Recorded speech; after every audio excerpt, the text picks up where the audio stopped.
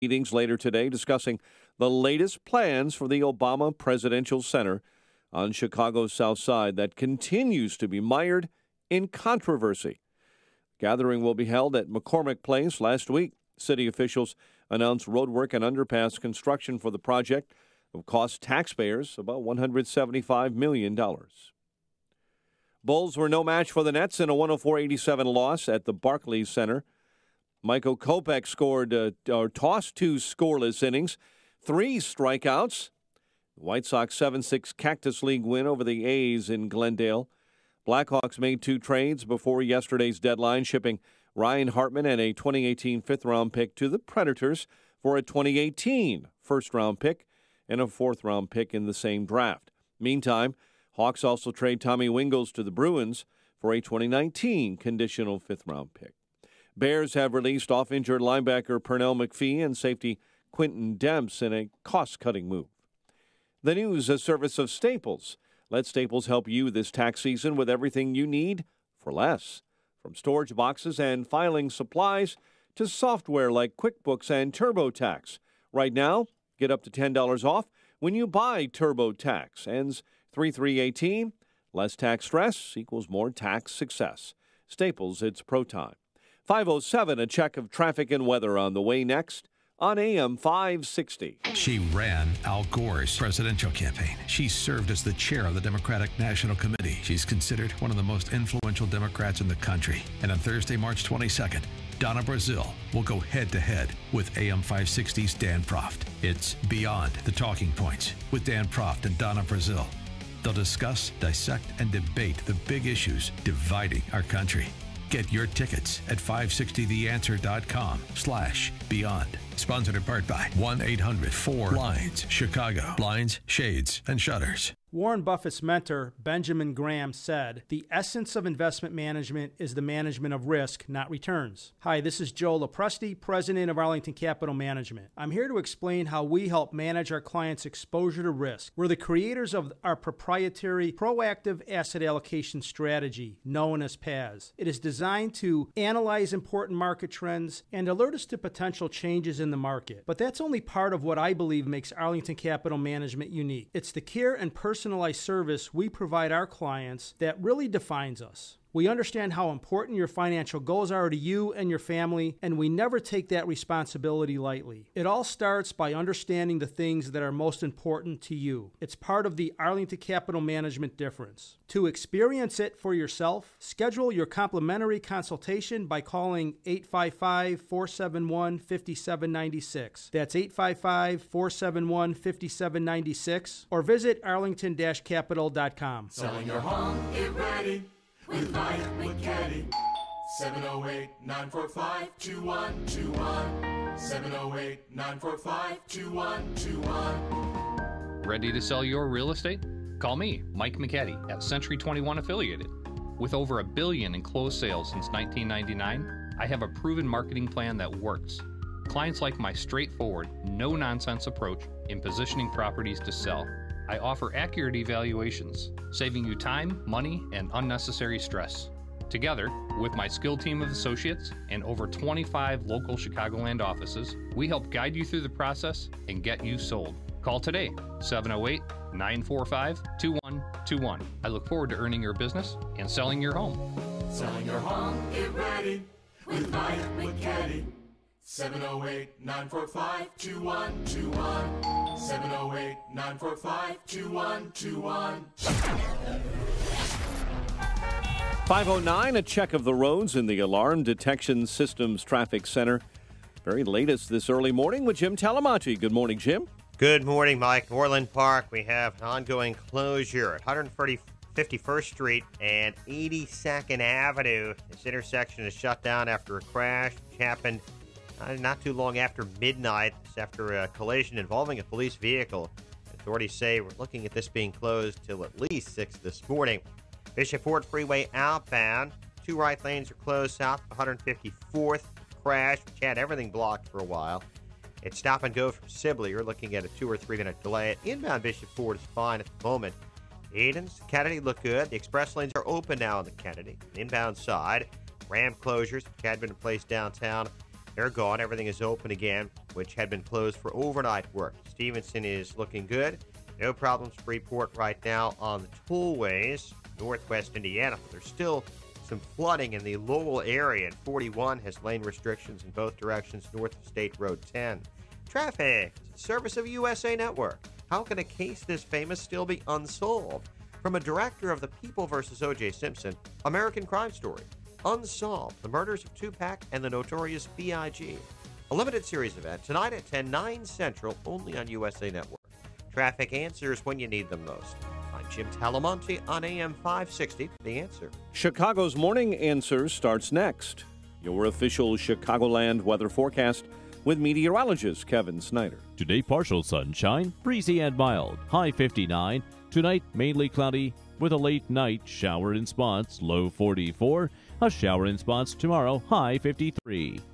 I'm Kevin Snyder on AM 560, The Answer. 41 at O'Hare, 44 along the lakefront, 36 this morning in Aurora. Your next news update is at 5:30. Chicago's Morning Answer with Dan and Amy starts now on AM 560, The Answer. This hourly segment is brought to you by Grow My Retirement with Bill Geiger of Geiger Wealth. Tune in Saturday afternoons at 2 for Grow My Retirement with Bill Geiger of Geiger Wealth. This is Chicago's Morning Answer with Dan Proft and Amy Jacobson on AM 560, The Answer.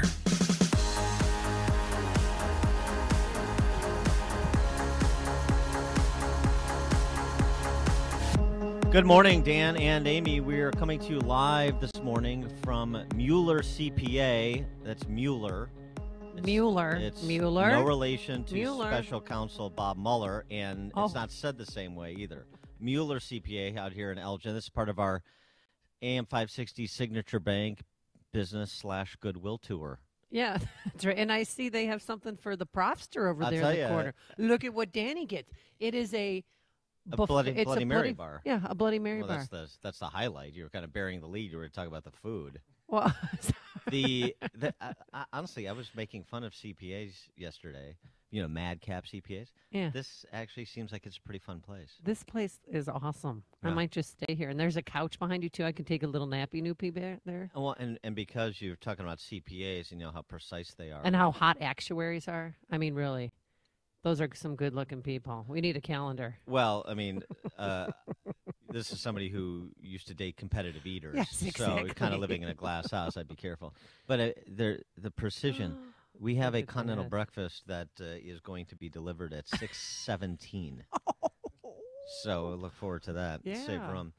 All right, so we'll be talking to one of the principals of Mueller CPA at the bottom of the 7 o'clock hour, and helping you get your documents together for tax day, April 15th. And I wanted to ask him about Lisa Marie Presley because she had $100 million, and now she's down to $14,000.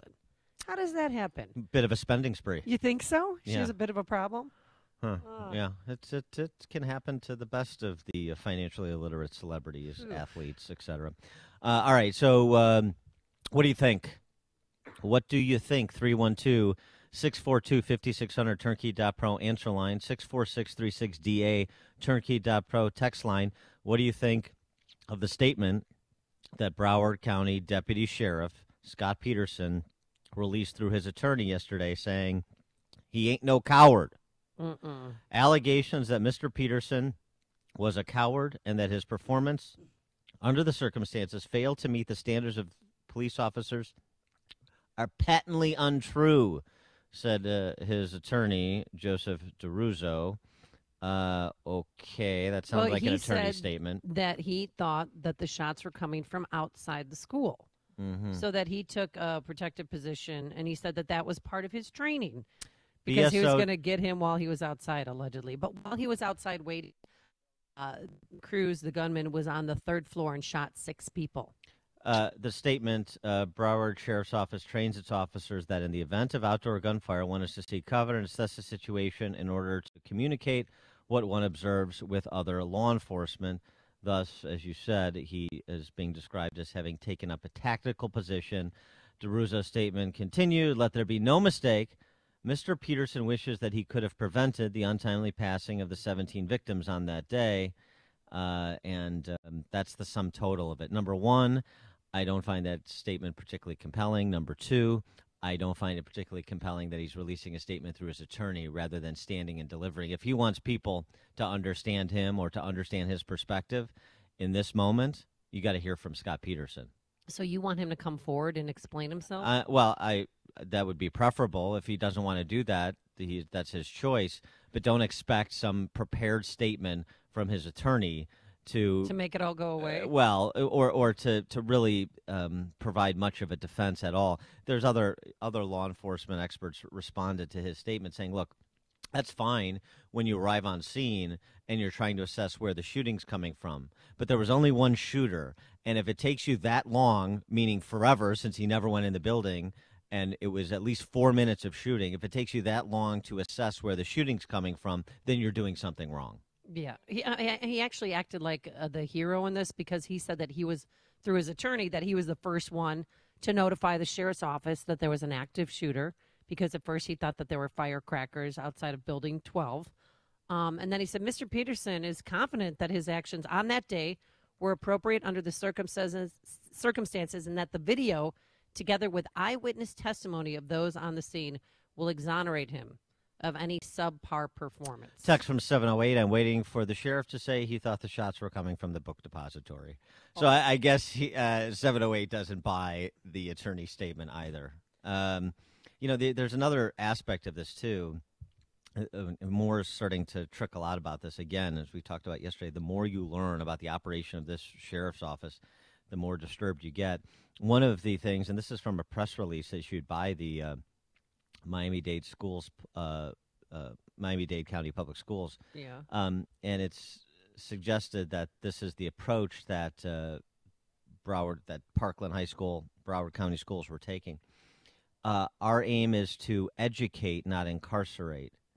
They talk about improving the juvenile delinquency rate in the region by focusing on redefining our role, meaning the police, reaffirming our values through prevention, intervention, enforcement, and education. Our mantra is education, not incarceration. And this speaks to the investigation by Adult Protective Services of the concerns, complaints about the shooter, and the report that the school resource officer, that would be one Scott Peterson, would not cooperate and disclose any information he had about the shooter's conduct. So, you have a individual in the moment problem, maybe multiple individuals, right? You've got, because there's the report of 4 Broward County deputy sheriffs in the parking lot. You also have the cultural problem, the approach they're taking, maybe not generally, but an approach taken generally that has to have specific relief valves when you come across somebody like the Parkland shooter who had the number of incidents he had at school, was expelled from school, the number of incidents with local police, all of the tips that you have to be able to say this has moved from an education issue to a either mental health or perhaps incarceration issue, as Scott Israel had to concede with respect to the tip that from the previous woman he stayed with, the second to last family he stayed with, that he had put 5 weeks ago, that he had put a gun to somebody's head, right, and had threatened, and he had told her too about wanting to be a school shooter. So it's so strange, and really we kind of have to get this in because Maddie Wilford, we talked about her before. She was shot in the stomach, the arm, and the leg, and she was in critical condition. Doctors say it was a miracle she survived. She was released yesterday from the hospital, and we should, she thanked first responders too. Not all took a cowardice position as Scott Peterson. And I'd just like to say that I'm so grateful to be here, and it wouldn't be possible without those officers and first responders and these amazing doctors. And Parkland Police and Coral Springs police officers, they claim that they ran into the building when the sheriff's deputies were just sitting outside. Lieutenant Laz Ojeda was the first responder who made the quick decision to bring Maddie to a closer hospital that was meant for younger patients. He describes it as being a tool in God's hands. That's what it felt like. So, of course, there were heroic people who lost their lives. They're heroic people who save lives. But among them are not Broward County Sheriff Scott Israel and not, as far as I can tell, Deputy Sheriff Scott Peterson. And there needs to be a reckoning for those individuals. Dan and Amy coming to you live from Mueller CPA and Scenic Elgin, part of our AM 560 Signature Bank Business Tour. Connect with Dan and Amy on the AM 560 The Answer mobile app. Just text the word app to 64636 to download the app today. Coming up, could President Trump have saved the day in Parkland?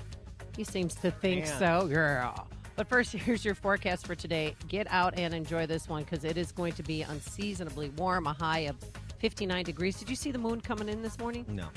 Oh, how could you have missed it? It was beautiful. I was looking ahead, not looking up at the moon. Oh, it was gorgeous. Today, though, it's going to be breezy, too. Partial sunshine. And then tonight, a late night shower in spots, low 44. And tomorrow, mostly cloudy, mild with a shower in spots. Again, a high of 53 degrees. Let's get into our alarm detection systems traffic center. Jim Talamonte, did you see the moon?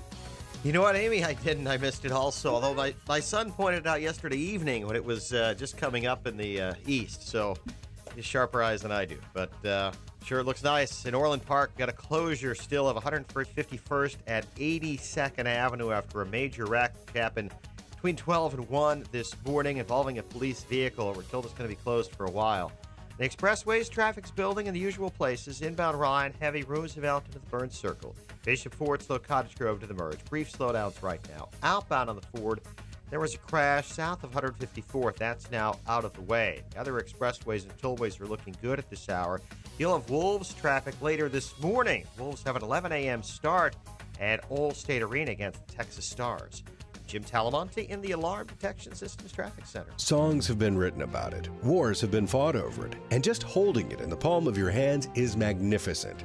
Silver and gold have been bartered, bought, and sold for centuries. And now is the time for you to invest in one of the most recognized financial assets and ensure your portfolio is guarded against inflation and a declining dollar. For such an exclusive opportunity and investment, put your trust in Kedzie Coins. Kedzie Coins is an accredited precious metals dealer member with family roots in the heart of Chicago. And as members of the Professional Numismatics Guild, they are committed to the strictest standards of excellence and ethics. With one of the largest selections of gold and silver bullion minted in the U.S., Kedzie Coins is your destination to buy American. Visit one of their 3 locations, Kedzie Coins and Jewelry on 59th and Kedzie in Chicago, What a Gem Jewelry and Coins in Berwyn, or the flagship store, Broadway Jewelry and Rare Coins in Bradley, just north of Kankakee. For questions or to set up an appointment, call 773-436-0777. True story. So I urged one of my family members to call CertaPro Painters. He didn't do it, and that painting crew had to come back 3 times to fix their awful, sloppy mistakes, even paint on the floor, if you can believe it. Well, with CertaPro Painters, you get the best in the business. The attention to detail, color selection is truly unmatched. And now is the perfect time to get the interior of your home or business painted. The lower humidity provides an ideal environment for great coverage and quick drying times. They use fine quality paints with 0 or low VOCs, very little to no odor during application. Be an early bird and cross the first item off your 2018 to-do list. It's also the perfect time to spruce up your commercial property. Remember, each CertaPro Painter's business is independently owned and operated, so schedule your free estimate online at CertaPro.com or call 1-800-GO-CERTA. That's CERTA with the C. CertaPro Painters, we do painting, you do life. Latoria Brothers Construction Company is a proud sponsor of AM 560 and Food for the Poor. Turn to Latoria Brothers Construction Company for all your commercial, industrial, or retail construction needs. New construction, renovations, interior remodeling, facility expansions, and tenant owner build-outs. Latoria Brothers Construction Company has you covered from start to finish. From design concept through construction completion, Latoria Brothers offers a single-source proactive approach. Their family has been providing a high level of excellence excellence in service, reliability, and experience since 1948. Latoria Brothers. They'll modify services to accommodate your construction needs no matter what size and scope. Consulting, design, build, construction management, general contracting. Achieve your vision and dream for your facility. Save time and money. Make Latoria Brothers part of your construction team. Quality workmanship on time, on budget. Visit LatoriaConstruction.com or call 630-766-3036. Latoria Brothers, shaking hands, not fists. If this were just any door, and this were just any ignition, connected to just any transmission, in just any vehicle, then perhaps it would be okay to buy it from just anyone. But this is not just any car. It's a certified pre-owned Mercedes-Benz. Every detail has been inspected and road tested by highly skilled Mercedes-Benz technicians. And it's all backed by an unlimited mileage warranty for up to 5 years. Which makes the decision of where to buy one simple. Your authorized Mercedes-Benz dealer. The certified pre-owned sales event going on now through February 28th. Come in today and take advantage of 2 years of complimentary prepaid maintenance and special financing offers available through Mercedes-Benz Financial Services. Because in the end, it's absolute confidence in genuine Mercedes-Benz parts, or it isn't. It's either Mercedes-Benz certified pre-owned, or it isn't. See your authorized Mercedes-Benz dealer for complete details and limitations on certified pre-owned warranties. Hey guys, Ken here from the hit podcast Today's Growth. Who would win a 3-mile bicycle race, an 11-year-old girl or last year's winner of the Tour de France? It all depends on the bicycle. It depends on their vehicle. Both on a 10-speed and the pro racer is going to win every time. But put the racer on a tricycle and the 11-year-old wins every time. You see, it's not the driver, it's the vehicle. When it comes to generating revenue, it's exactly the same. If you have a job or a small business, you are riding a tricycle. You can only go so fast. If you need to make up lost ground, it's not going to happen on a tricycle. No matter how fast you pedal, it's simply not going to win the race. Why do many people with no schooling and no advanced degree often become very wealthy? Simple. They choose to only ride 10 speeds. When it comes to helping people create their next revenue model, both Forbes and Inc. recommend Income Store as a can't miss when it comes to putting people on a 10-speed. Could your household or business use an additional revenue model that doesn't solely depend on you? If so, you need to check out IncomeStore.com. That's IncomeStore.com. Get ready. It's Auto Show Month. And to celebrate, you're going to see some of the best deals of the new year at Joe Cotton Ford. Joe Cotton Ford will get your engines revving with the largest selection of quality American-made Ford vehicles, including SUVs and trucks with all the features you want and need to navigate the snow and ice this Chicago winter. Ready for a different auto buying experience? At Joe Cotton Ford, you won't get the cold shoulder from a sales guy trying to hit a sales quota. What you will get is the white glove treatment without all the hype and pressure. And don't forget, every vehicle purchased comes with the Joe Cotton Advantage that goes above and beyond what the manufacturer offers. It'll help you save on maintenance, vehicle protection, and more. Be sure to ask about the Joe Cotton Advantage program when you come in. Get to Joe Cotton Ford and celebrate Auto Show Month with a new Ford car, truck, or SUV today. Gary and North Avenue in Carroll Stream or at joecottonford.com. joecottonford.com. AM 560, The Answer. Dan and Amy coming to you live from Mueller CPA in Elgin, part of our AM 560 Signature Bank Business Tour. I was going to get to this guy. One of the individuals not spoken a lot about and who should be under scrutiny too is the school superintendent. This guy Runcie, but Greg from Schaumburg wants to comment on him. Greg, you're on Chicago's Morning Answer. Hi, Dan and Amy. This is a part of the story that last week when we were talking about this and we heard how the teachers were effectively prohibited from entering this kid into any kind of program. I think this is the explanation why. Now, this has started to emerge through various sources and it's picked up speed overnight. Apparently, the Obama administration, by virtue of a guy named Runcie, who is from here in Chicago, and thus he was one of Arnie Duncan's guys, is the superintendent of schools down in Broward County. And the school system, in order to break the chain into prison from high school, has a policy within the school system that prohibits the school administrators from entering any of their students who legitimately should be involved, even in a criminal investigation, from doing so. In other words, it's the liberal spin of saying the greater good will result from not issuing consequences.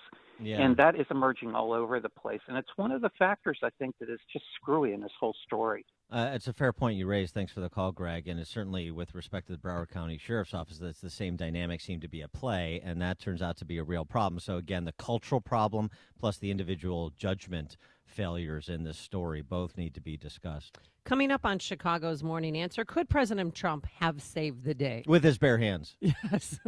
And then later, Andrew McCarthy joins us. But first, let's go into the newsroom, check in with news at home and around the world. Here is Mike Scott. Amy and Dan, good morning. Good morning, everyone. We have 41 degrees, partly cloudy skies, and that sheriff's deputy you've been talking with Dan and Amy about this morning is being highly criticized for not moving against the shooter who killed 17 at a Florida high school. He's now defending himself. An attorney for the former Broward County Sheriff Deputy Scott Peterson says the former school resource officer took up a position outside of the school because he believed the gunshots were coming from outside. The White House being pressed about President Trump's suggestion that he would have rushed into the Florida high school while the recent mass shooting was going on, even if he was not armed. He would have stepped in and hopefully been able to help, as a number of the individuals that were in the school, the coach and other adults, and even a lot of the students stepped up and helped protect other students. In a briefing yesterday, Press Secretary Sarah Sanders suggested it was more a comment about stepping up and displaying leadership. U.S. Supreme Court will not take up the Obama-era DACA program until after a lower court rules on it. The president wants to end the program that has protected hundreds of thousands of young illegal immigrants brought to the U.S. again illegally as children. Flooding in the central U.S. is going to get worse. Forecasters say even more rain will fall on the lower Mississippi, Tennessee, and Ohio valleys. Beginning of 3 days of rain, more than 250 river gauges already show stream levels above flood stages from Texas to the Great Lakes. White House Communications Director Hope Hicks is expected to testify before the House Intelligence Committee today. Former President George W. Bush will pay his respects to the late Reverend Billy Graham.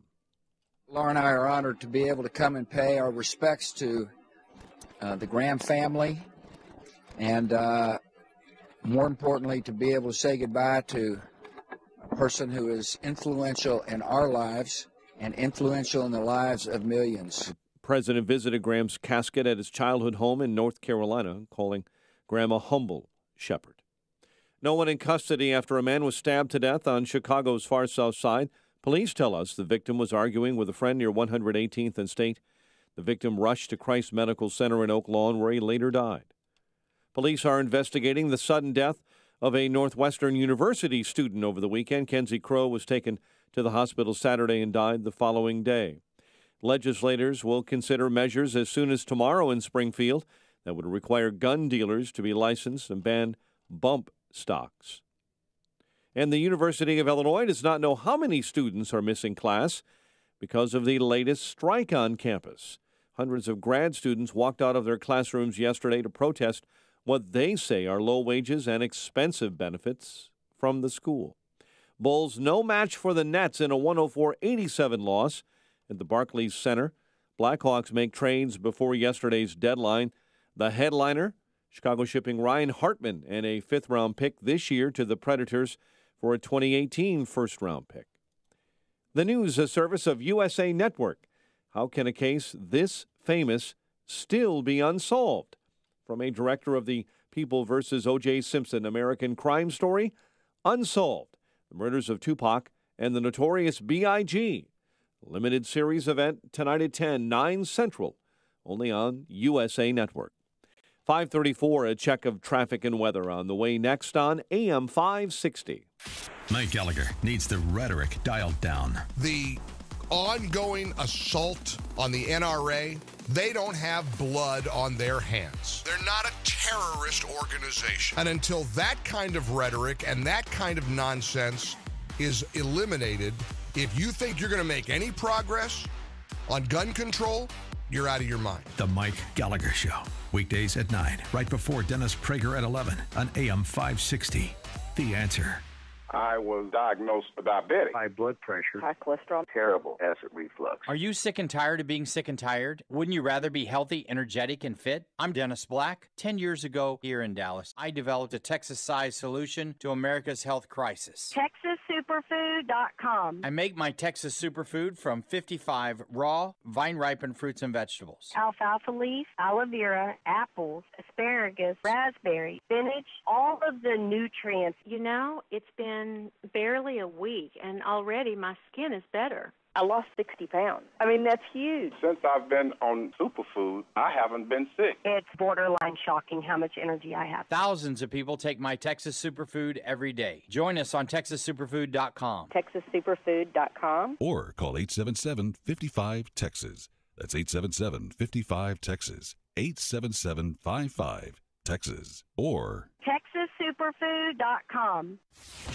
This hourly segment is brought to you by The Lou Bridges Show, a show about the greatest financial crime in history. Saturday mornings at 8 on AM 560, The Answer.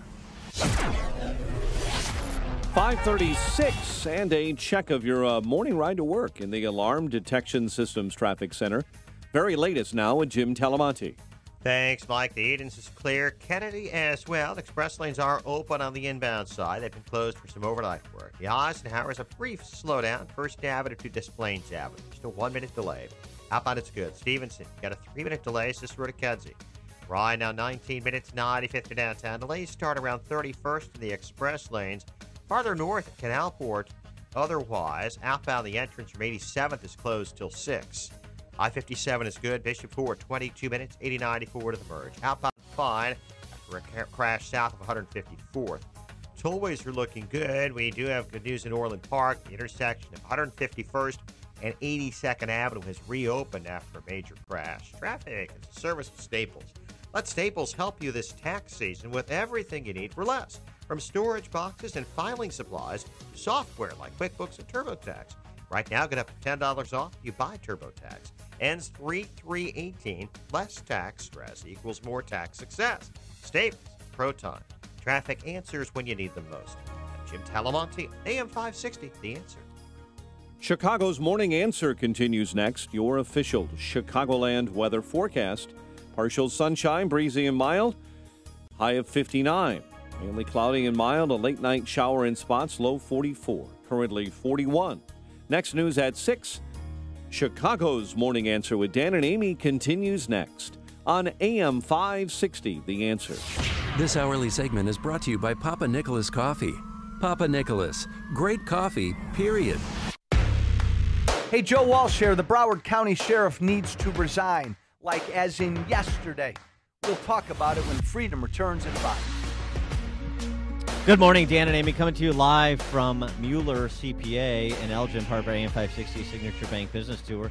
And the reason we're here this morning is because you're going to get your taxes done? Well, but the reason I choose Mueller CPA is because they have the best Bloody Mary bar in the business. Oh, I see it. It's over there. It's called the Dan Croft Bloody Mary Bar. It's really very Can good. I have some celery? I can't drink. One of the celery stalks, sure. Pardon? I can't. Oh, thanks. Eric's bringing it over. What do you mean you can't drink?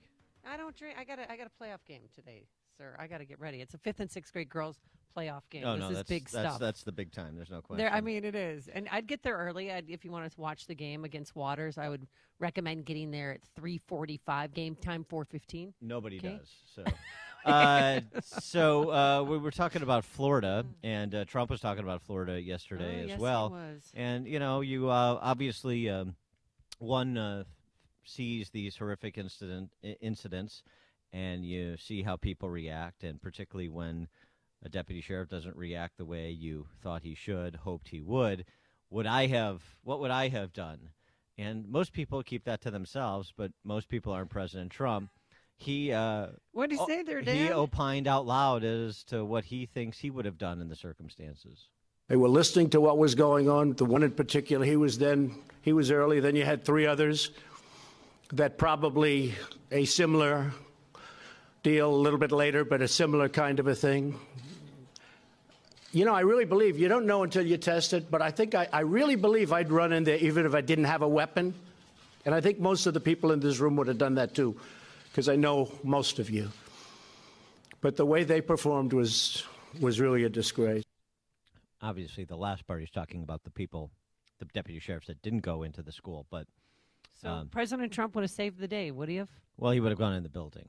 Unarmed. He thinks. Just as, he thinks. Well, or maybe he was referencing that he put himself in the position of the deputy sheriff with a firearm. Oh, he would have hypothetically. definitely gone in the building. Why with doesn't a firearm. he invoke his son? Because his son is my age, my son's Barron? age. Barron. Well, he never talks about Barron. What if Barron was inside that school?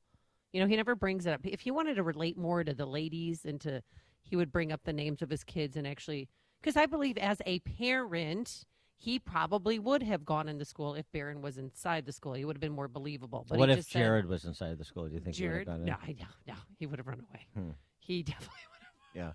Yeah. Speaking of, what about Tiffany? Oh, no, don't touch that. All right. I mean, I'm it's sorry.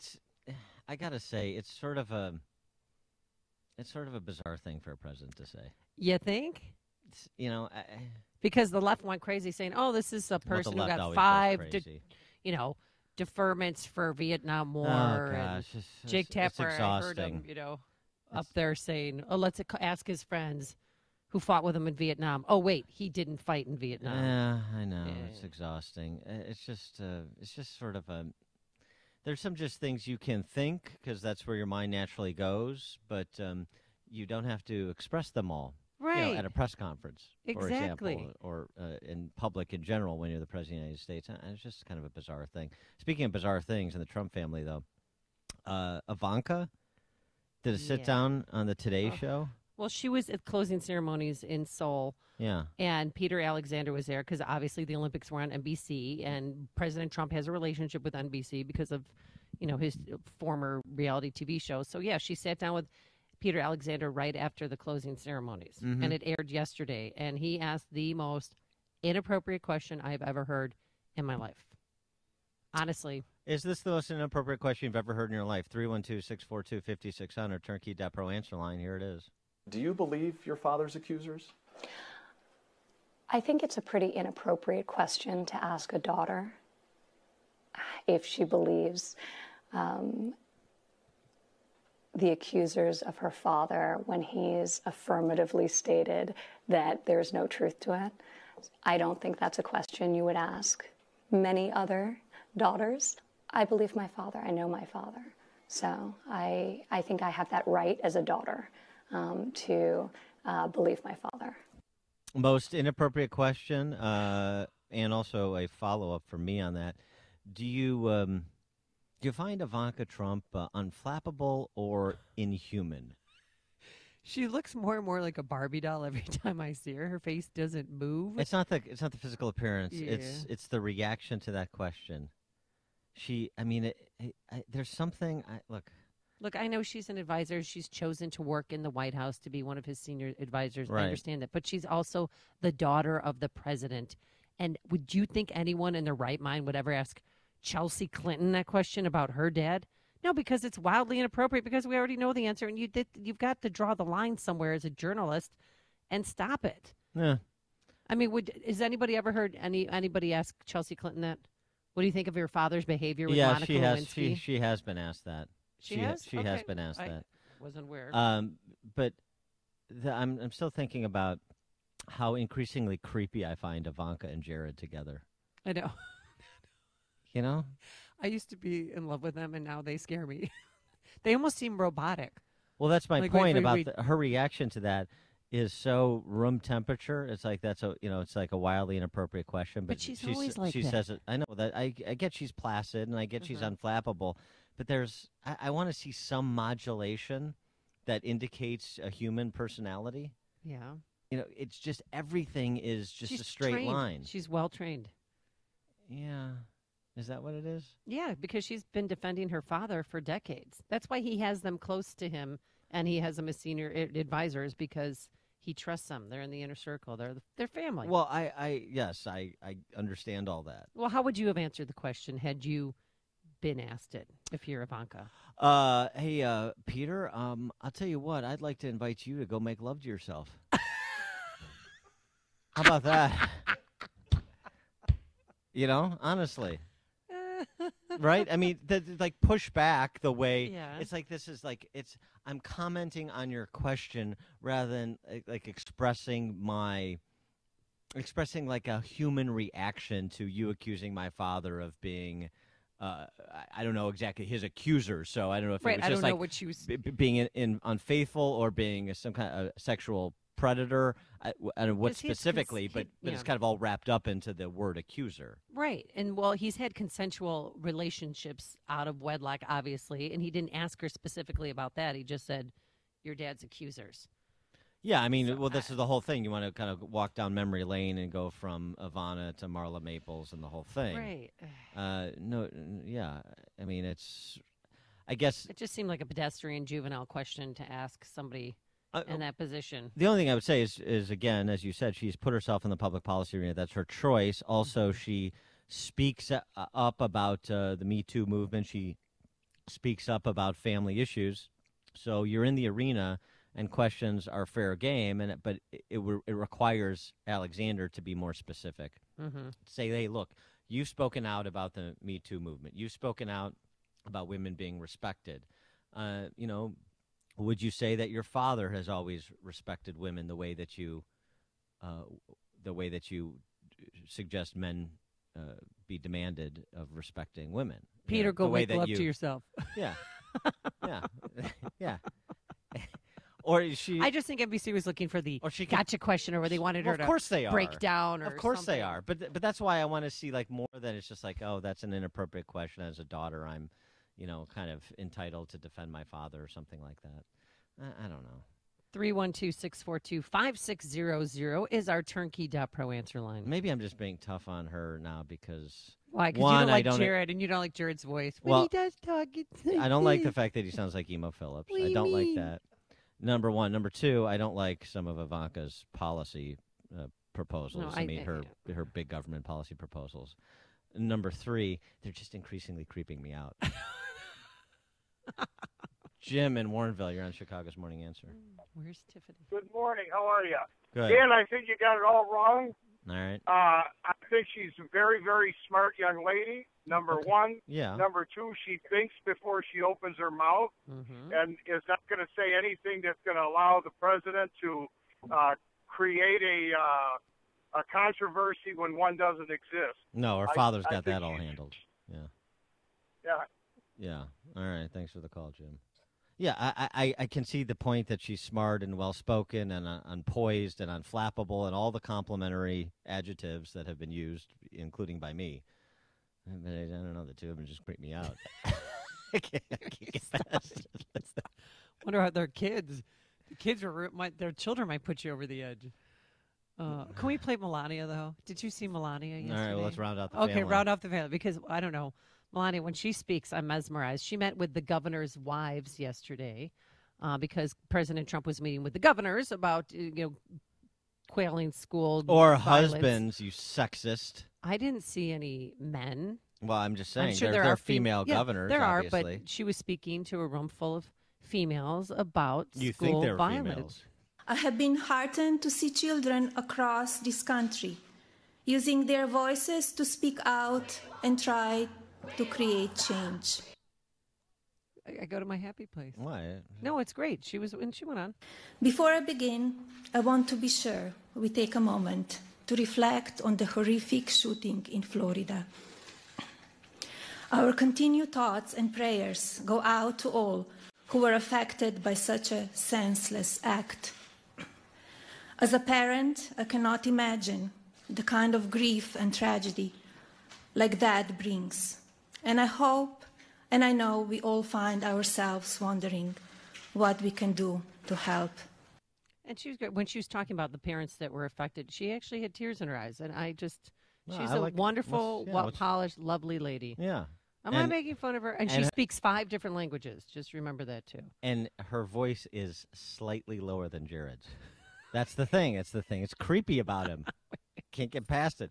Dan and Amy, we're coming to you live from Mueller CPA, AM 560 Signature Bank Business Tour. You're listening to Chicago's Morning Answer with Dan Proft and Amy Jacobson on AM 560. The Answer. Coming up next, which one of Heather Locklear's mugshots do you like best? But first, here is your forecast. Unseasonably warm for this time of year. We're going to breezy conditions, sunshine, a high near 60 degrees. Tonight, late night showers and spots, a low of 44. And for Wednesday, mostly cloudy, mild, a shower and spots, a high of 53 degrees. Let's get into the Alarm Detection Systems Traffic Center. Here's Jim Telemonte. Thanks, Amy and Dan. Eisenhower outbound. Stop and go Harlem to First Avenue. IDOT quickly got a crash out of the left lane. But you're looking at a 5 or 6 minute delay. Inbound, about a 5-minute delay. Mannheim to Harlem. Eden, Kennedy, still good. Stevenson, 38 minutes, 3:55 to the drive. Ryan, 27 minutes, 95th to downtown. Outbound 17, road work at between 87th and 95th. 3 right lanes are blocked. Should clear soon. Bishop Ford, 20 minutes, 80-94 to the merge. Tollways are fine. Jim Talamonte in the Alarm Detection Systems Traffic Center. If you still haven't purchased the very best pillow, of course, I'm talking about MyPillow, we want to remind you that the 4-pack deal is back. So I strongly urge you to go online or call now to make sure you take advantage of this great deal. By using the promo code Amy, you will get the absolute best deal available anywhere. The MyPillow 4-pack deal includes 2 premium MyPillows and my favorite 2 Go Anywhere MyPillows, 50% off.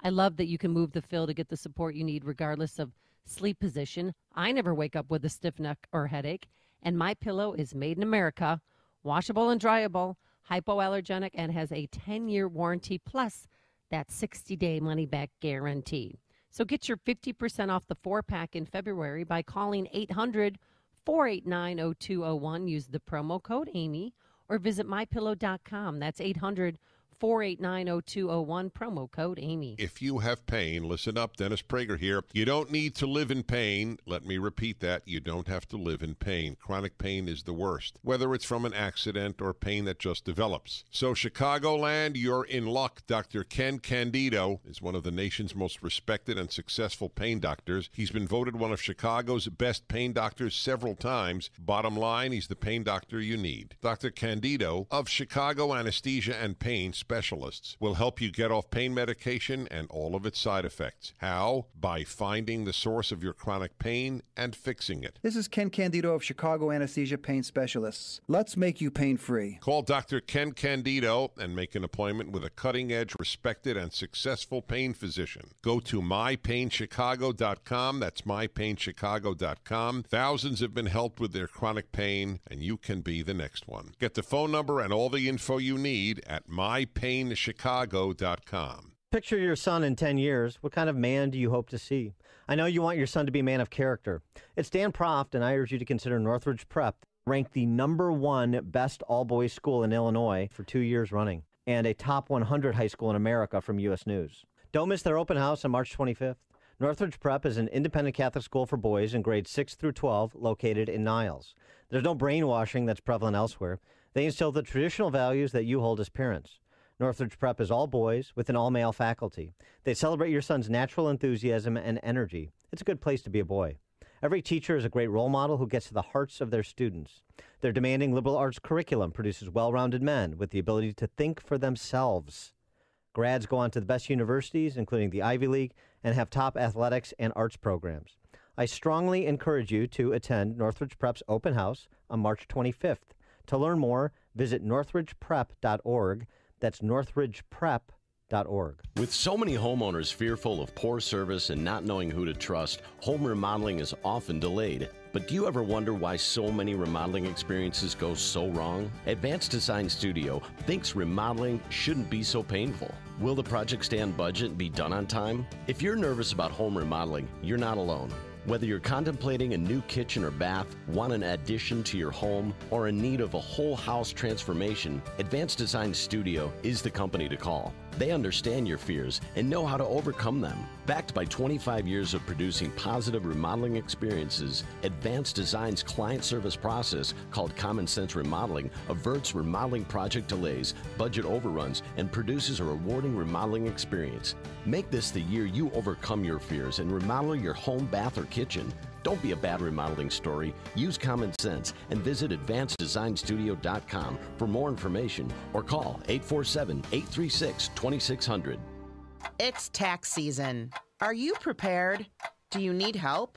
It's time to call your trusted tax advisor, Timothy C. Wolf, who's a CPA with over 35 years experience in tax planning and preparation. Tim is knowledgeable about the current as well as the new 2018 tax legislation. Tim will complete your return while you wait, where possible, or in as little as 48 hours. And he'll have your tax return electronically filed with any refund being directly deposited to your account. As a Food for the Poor business benefactor, Tim challenges new and existing clients to contribute to Food for the Poor, with any new client contributions matched up to $50. Call 847-818-0400 to schedule an appointment. All new clients will receive a 20% discount off their 2017 tax preparation fees, as well as a free review of your past 3 tax returns. 1 in 3 reviews have resulted in refunds up to $50,000. Now is the time to call or text Tim at 847-818-0400 to schedule your appointment, or go to timwolfcpa.com to find out more. True story. So I urged one of my family members to call CertaPro Painters.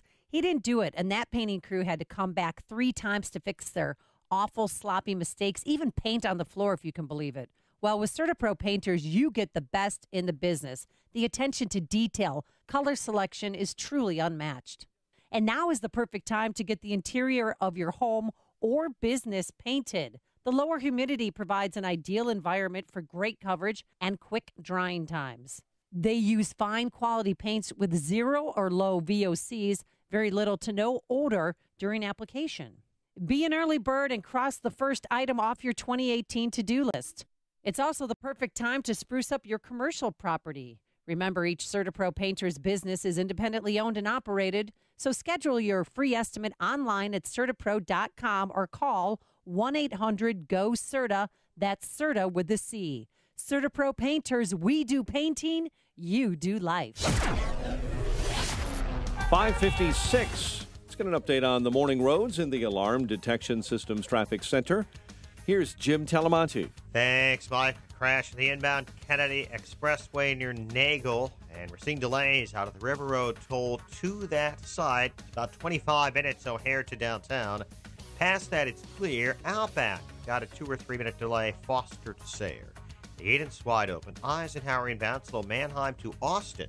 38 minutes, 390 to downtown. Outbound 37, a crash at First Avenue is now gone. Out Stevenson, 40 minutes, 355 to Lakeshore Drive. Outbound 534. Ryan, 27 minutes from 95th to downtown. Outbound 17 with roadwork. 87th to 95th should be clearing shortly. I-57 good. Bishop Ford, 20 minutes, 8094 to the merge. Traffic service, TheraWorks Relief. To relieve muscle cramps in your legs and feet, use TheraWorks Relief. This fast-acting foam is clinically proven to relieve leg and foot cramps. TheraWorks Relief can also prevent muscle cramps. Get TheraWorks Relief today at select CVS and Rite Aid pharmacies or TheraWorksRelief.com.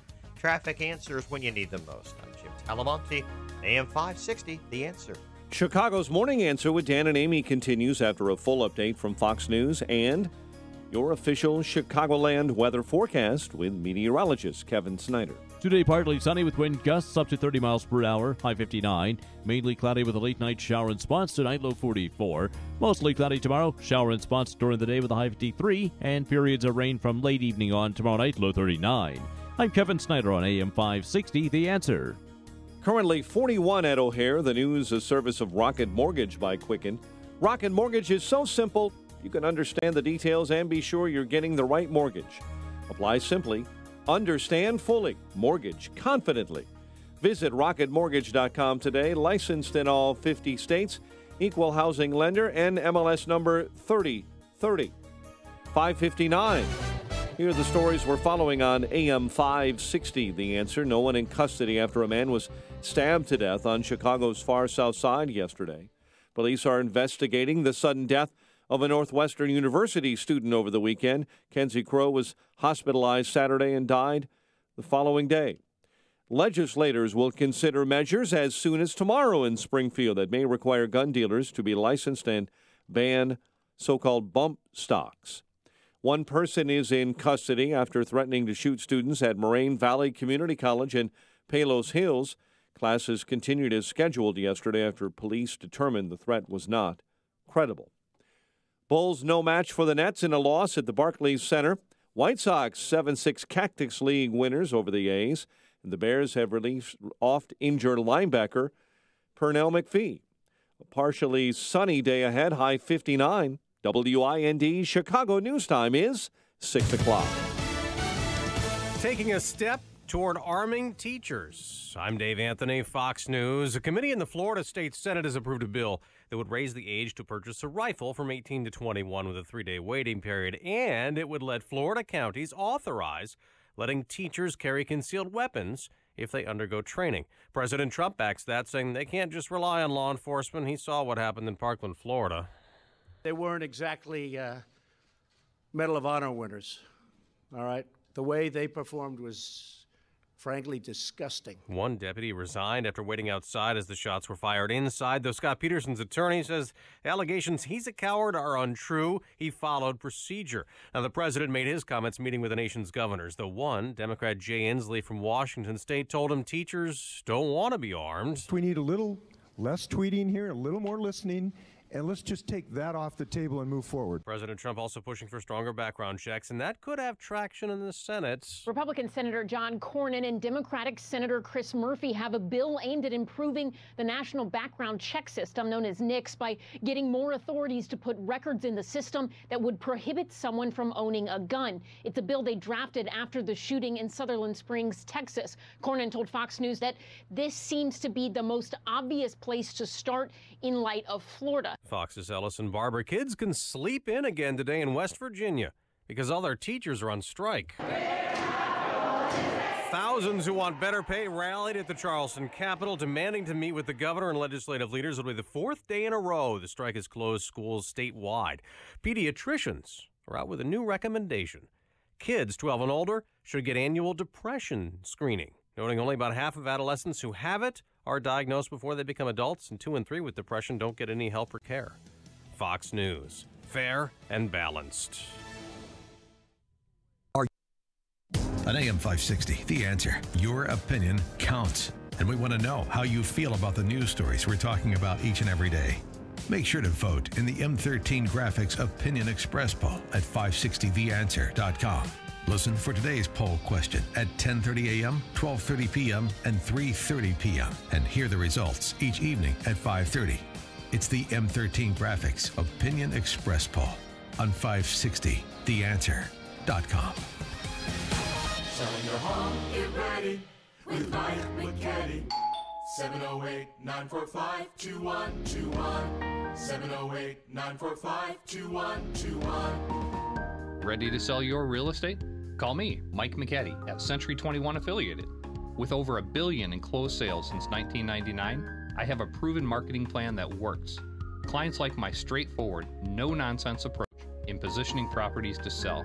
I offer accurate evaluations, saving you time, money, and unnecessary stress. Together, with my skilled team of associates and over 25 local Chicagoland offices, we help guide you through the process and get you sold. Call today, 708-945-2121. I look forward to earning your business and selling your home. Selling your home, get ready with Mike McKetty. 708-945-2121. 708-945-2121. Are you putting your retirement savings in a 401k, IRA, or investment account? Then I have one word of advice. Stop. Experts warn of a stock market crash any day now, and you could lose 50% or more of your hard-earned savings again. But you don't have to lose a penny. There's a better, safer way to save for retirement, and you can learn about it in a free report. This method continues to grow your money even when the market tumbles. To get this free report, go to bankonyourself.com. That's bankonyourself.com. Bankonyourself.com. When you're hiring, you don't want to sort through dozens of irrelevant resumes. You want a short list of qualified candidates. That's why you need Indeed.com. Diana's hired with Indeed. It just gives me so many more qualified applicants to choose from. Post a job in minutes. Set up screener questions. Then zero in on qualified candidates using an intuitive online dashboard. Discover why 3 million businesses use Indeed for hiring. Post a job today at Indeed.com/hire. Search for greatness. Search Indeed. Selling your home, get ready with Mike McKetty. 708-945-2121. 708-945-2121. Ready to sell your real estate? Call me, Mike McKetty, at Century 21 Affiliated. With over $1 billion in closed sales since 1999, I have a proven marketing plan that works. Clients like my straightforward, no-nonsense approach in positioning properties to sell. I offer accurate evaluations, saving you time, money, and unnecessary stress. Together, with my skilled team of associates and over 25 local Chicagoland offices, we help guide you through the process and get you sold. Call today, 708-945-2121. I look forward to earning your business and selling your home. Selling your home, get ready with Mike McKetty. 708-945-2121. 708-945-2121. This hourly segment is brought to you by the Money Hour radio show, Saturday afternoons at 3 on AM 560, The Answer. Brought to you by Pearshell Financial Group.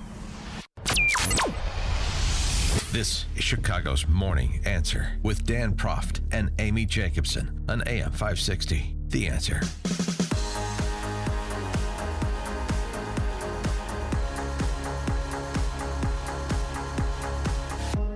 Good morning, Dan and Amy. We're coming to you live from Mueller CPA in CPAs, plural, in Elgin, part of our AM 560 Signature Bank Business/Goodwill Tour. And this has become my new favorite CPA firm, Amy, Yes. largely because of the Bloody Mary bar they Exactly. put together for us, which is nice. Nice way to start the day. The accoutrements are wonderful here. And also end it early. We have to, we talked about this a bit yesterday, but to get the definitive word on the impact and import of the House Intel Dems response memo, you have to talk to Andy McCarthy at National Review Online, and that's what we're going to do. Andy McCarthy, former federal prosecutor, assistant U.S. attorney in Manhattan, now contributing editor for National Review, joins us now. Andy, thanks for being with us. Appreciate it. Dan, Amy, how are you? Good. So listen, I know you wrote on the topic, and I read your piece, always illuminating, but I wanted to reference something that somebody else said, and then you can make your own argument. This in the Wall Street Journal from two former attorneys in the White House Office of Counsel, David Rifkin and Lee Casey, where they suggest that the Schiff memo details something rather disturbing that Americans should pay attention to, and that's threats to privacy and due process with how the FBI handled pursuing this FISA warrant that's at bar here. Rifkin and Casey write, the most troubling issue is that the surveillance orders were obtained by withholding critical information about Mr. Steele, Christopher Steele, who compiled the dossier, from the FISA court. The court was not informed that Steele was personally opposed to Trump's election, that his efforts were funded by Hillary Clinton's campaign, or that he was the source of media reports that the FBI said corroborated his dossier. These facts are essential to any judicial assessment of Mr. Steele's veracity and the application's merits. And yet, if you agree with that statement, it's really curious to watch Adam Schiff and others and his handmaidens in the D.C. press corps spike the football like he just tore apart the Nunes memo that was released a couple weeks earlier. Yeah, well, I saw David and Lee's piece this morning, and I think it's interesting. I still think that the major flaw in the FISA application that we, to the extent we have knowledge of it, and of course we haven't seen it, we've just now seen these memos about it, but the major flaw is not the one we're focused in on. It's understandable that we're focused in on Steele, and I think David and Lee are quite correct about what was withheld in the way of information from the court, because if you're going to go the route of championing Steele as a viable source, then you have to tell the good and the bad to the court.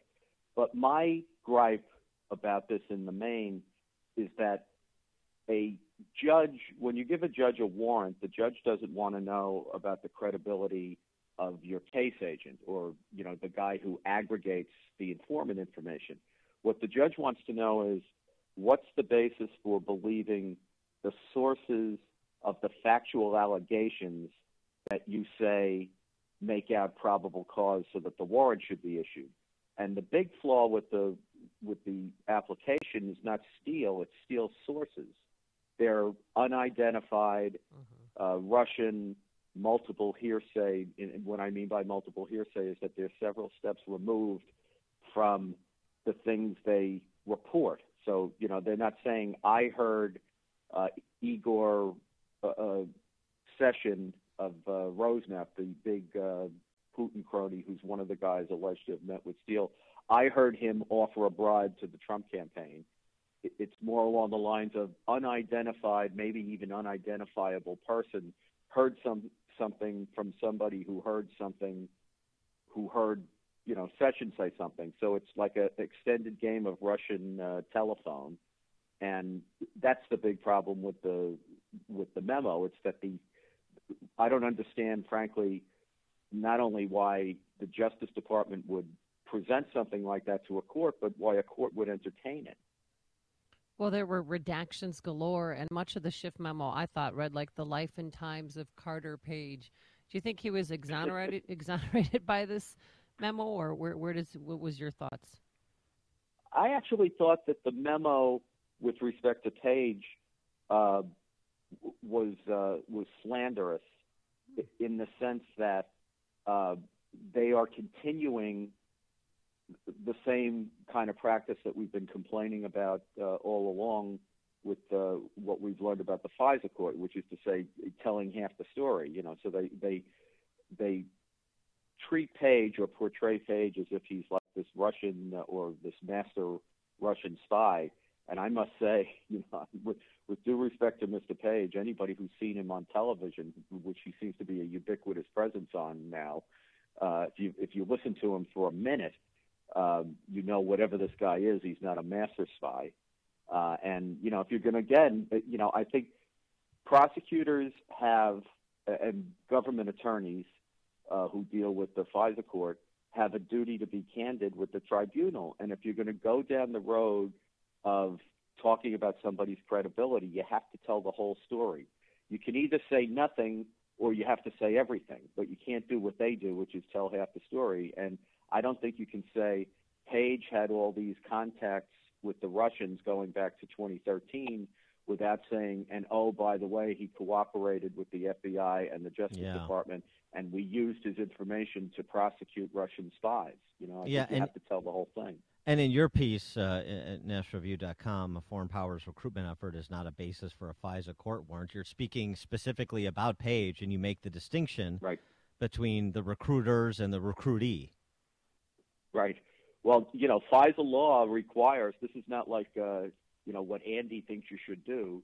We have these laws, and they're supposed to get applied. That's what you're supposed to have prosecutors for. And the law says that to get a warrant on somebody, you have to show that he's an agent of a foreign power, which has a specific statutory definition under the Foreign Intelligence Surveillance Act. You have to show that he is engaged in clandestine activity in a knowing and purposeful way on behalf of a foreign power, and you have to show that that clandestine activity is a probable violation of some serious federal law. And the laws they talk about are, for example, espionage on behalf of the foreign power, sabotage, or international terrorism. So, you can't say that somebody is a potential agent of a foreign power because some foreign power thinks it might be a good idea to try to recruit him. You have to show that he was recruited, not only recruited, but is actively acting on behalf of the foreign power in a way that's probably criminal. Well, one other thing that you detail, like a good prosecutor, that has to be shown is that if you want surveillance authority, you have to prove that you can't otherwise get the information you're looking for through normal investigative techniques. And you make the point that there's a lot of evidence to suggest that surveillance of Carter Page was not necessary.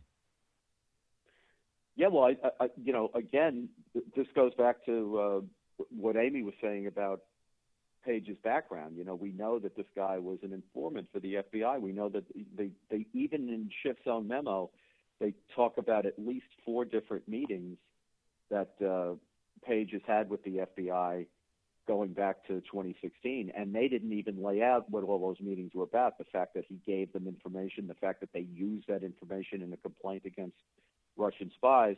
And the reason I think this is important is FISA law, just like criminal wiretaps, which I wrote any number of in the 20 years I was a prosecutor, there's a requirement in the law because surveillance, wiretapping, eavesdropping, and the like is so intrusive.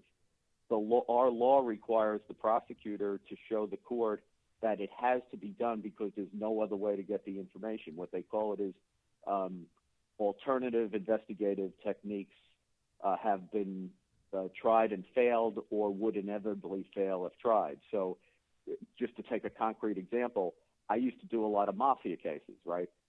It's perfectly reasonable for the prosecutor to say, we haven't tried to subpoena Carlo Gambino into the grand jury because we don't think he's going to tell us anything. And if we bring him in here and ask him questions, he's going to know we're having an investigation, and the next thing you know, a lot of witnesses are going to be killed, right? So there's sometimes when it's perfectly obvious that you have no other choice but to do a wiretap. But that's not the case when you're dealing with some person who's not involved, at least that we know of, in organized crime and who has a history of providing information to the government. It's hard to make the case under those circumstances that if you really want to know what Carter Page was doing, or if he met with these two Russian guys that they talk about in the application, did they really have to do surveillance, or could they have asked Carter Page to come in for an interview and asked him about it? And his history sort of suggests that you could have gotten it from him if you just brought him in and talked to him. Yeah. So where does this all go from here? What's next? Well, apparently, Chairman Nunes of the House Intelligence Committee is on to phase 2 of their investigation, and they've put a lot of questions out to former officials to ask them various things about how these investigative tactics were used. I think they're due to get answers from those on Friday, so we'll have to see what we get there.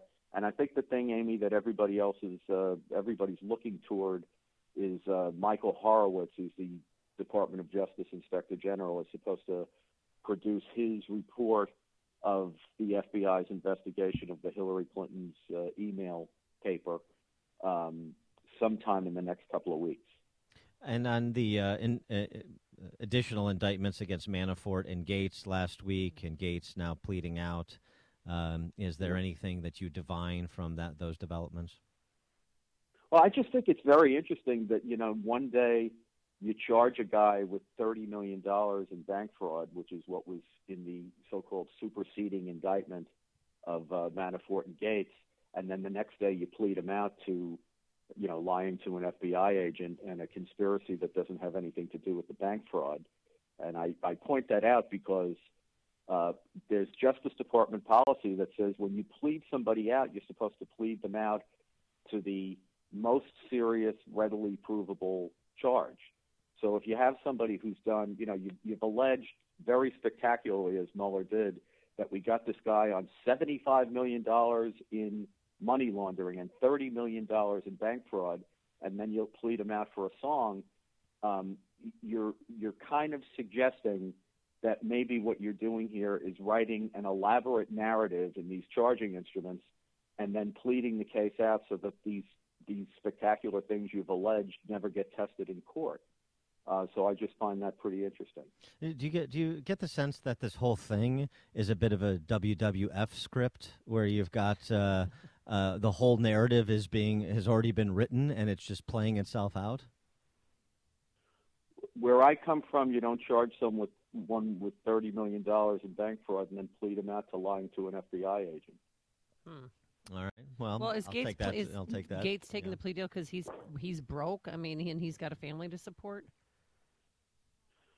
Well, look, we have. I'm sure that's part of it. And when the machinery of government gets turned toward you, they have bottomless resources. Mueller's got. I think we've talked about this before. He's got an army of 17 lawyers. Mm-hmm. I did the blind shake case with 3 lawyers. So 17 seems to me to be somewhat excessive when everybody's pleading guilty to lying to an FBI agent. But I guess we'll see what he has at the end of the day. You did the World Trade Center bomber prosecution with 3 lawyers, and that's a really interesting comparison. Speaking of the FBI, though, part of the investigative body for these federal prosecutions, What is your assessment of the FBI's performance, including and amid the calls by some, including Florida Governor Rick Scott, for Christopher Wray to resign after not properly distributing the tips they received on that Parkland, Florida shooter? I certainly wouldn't have Wray resign over that. I mean, look what happened here.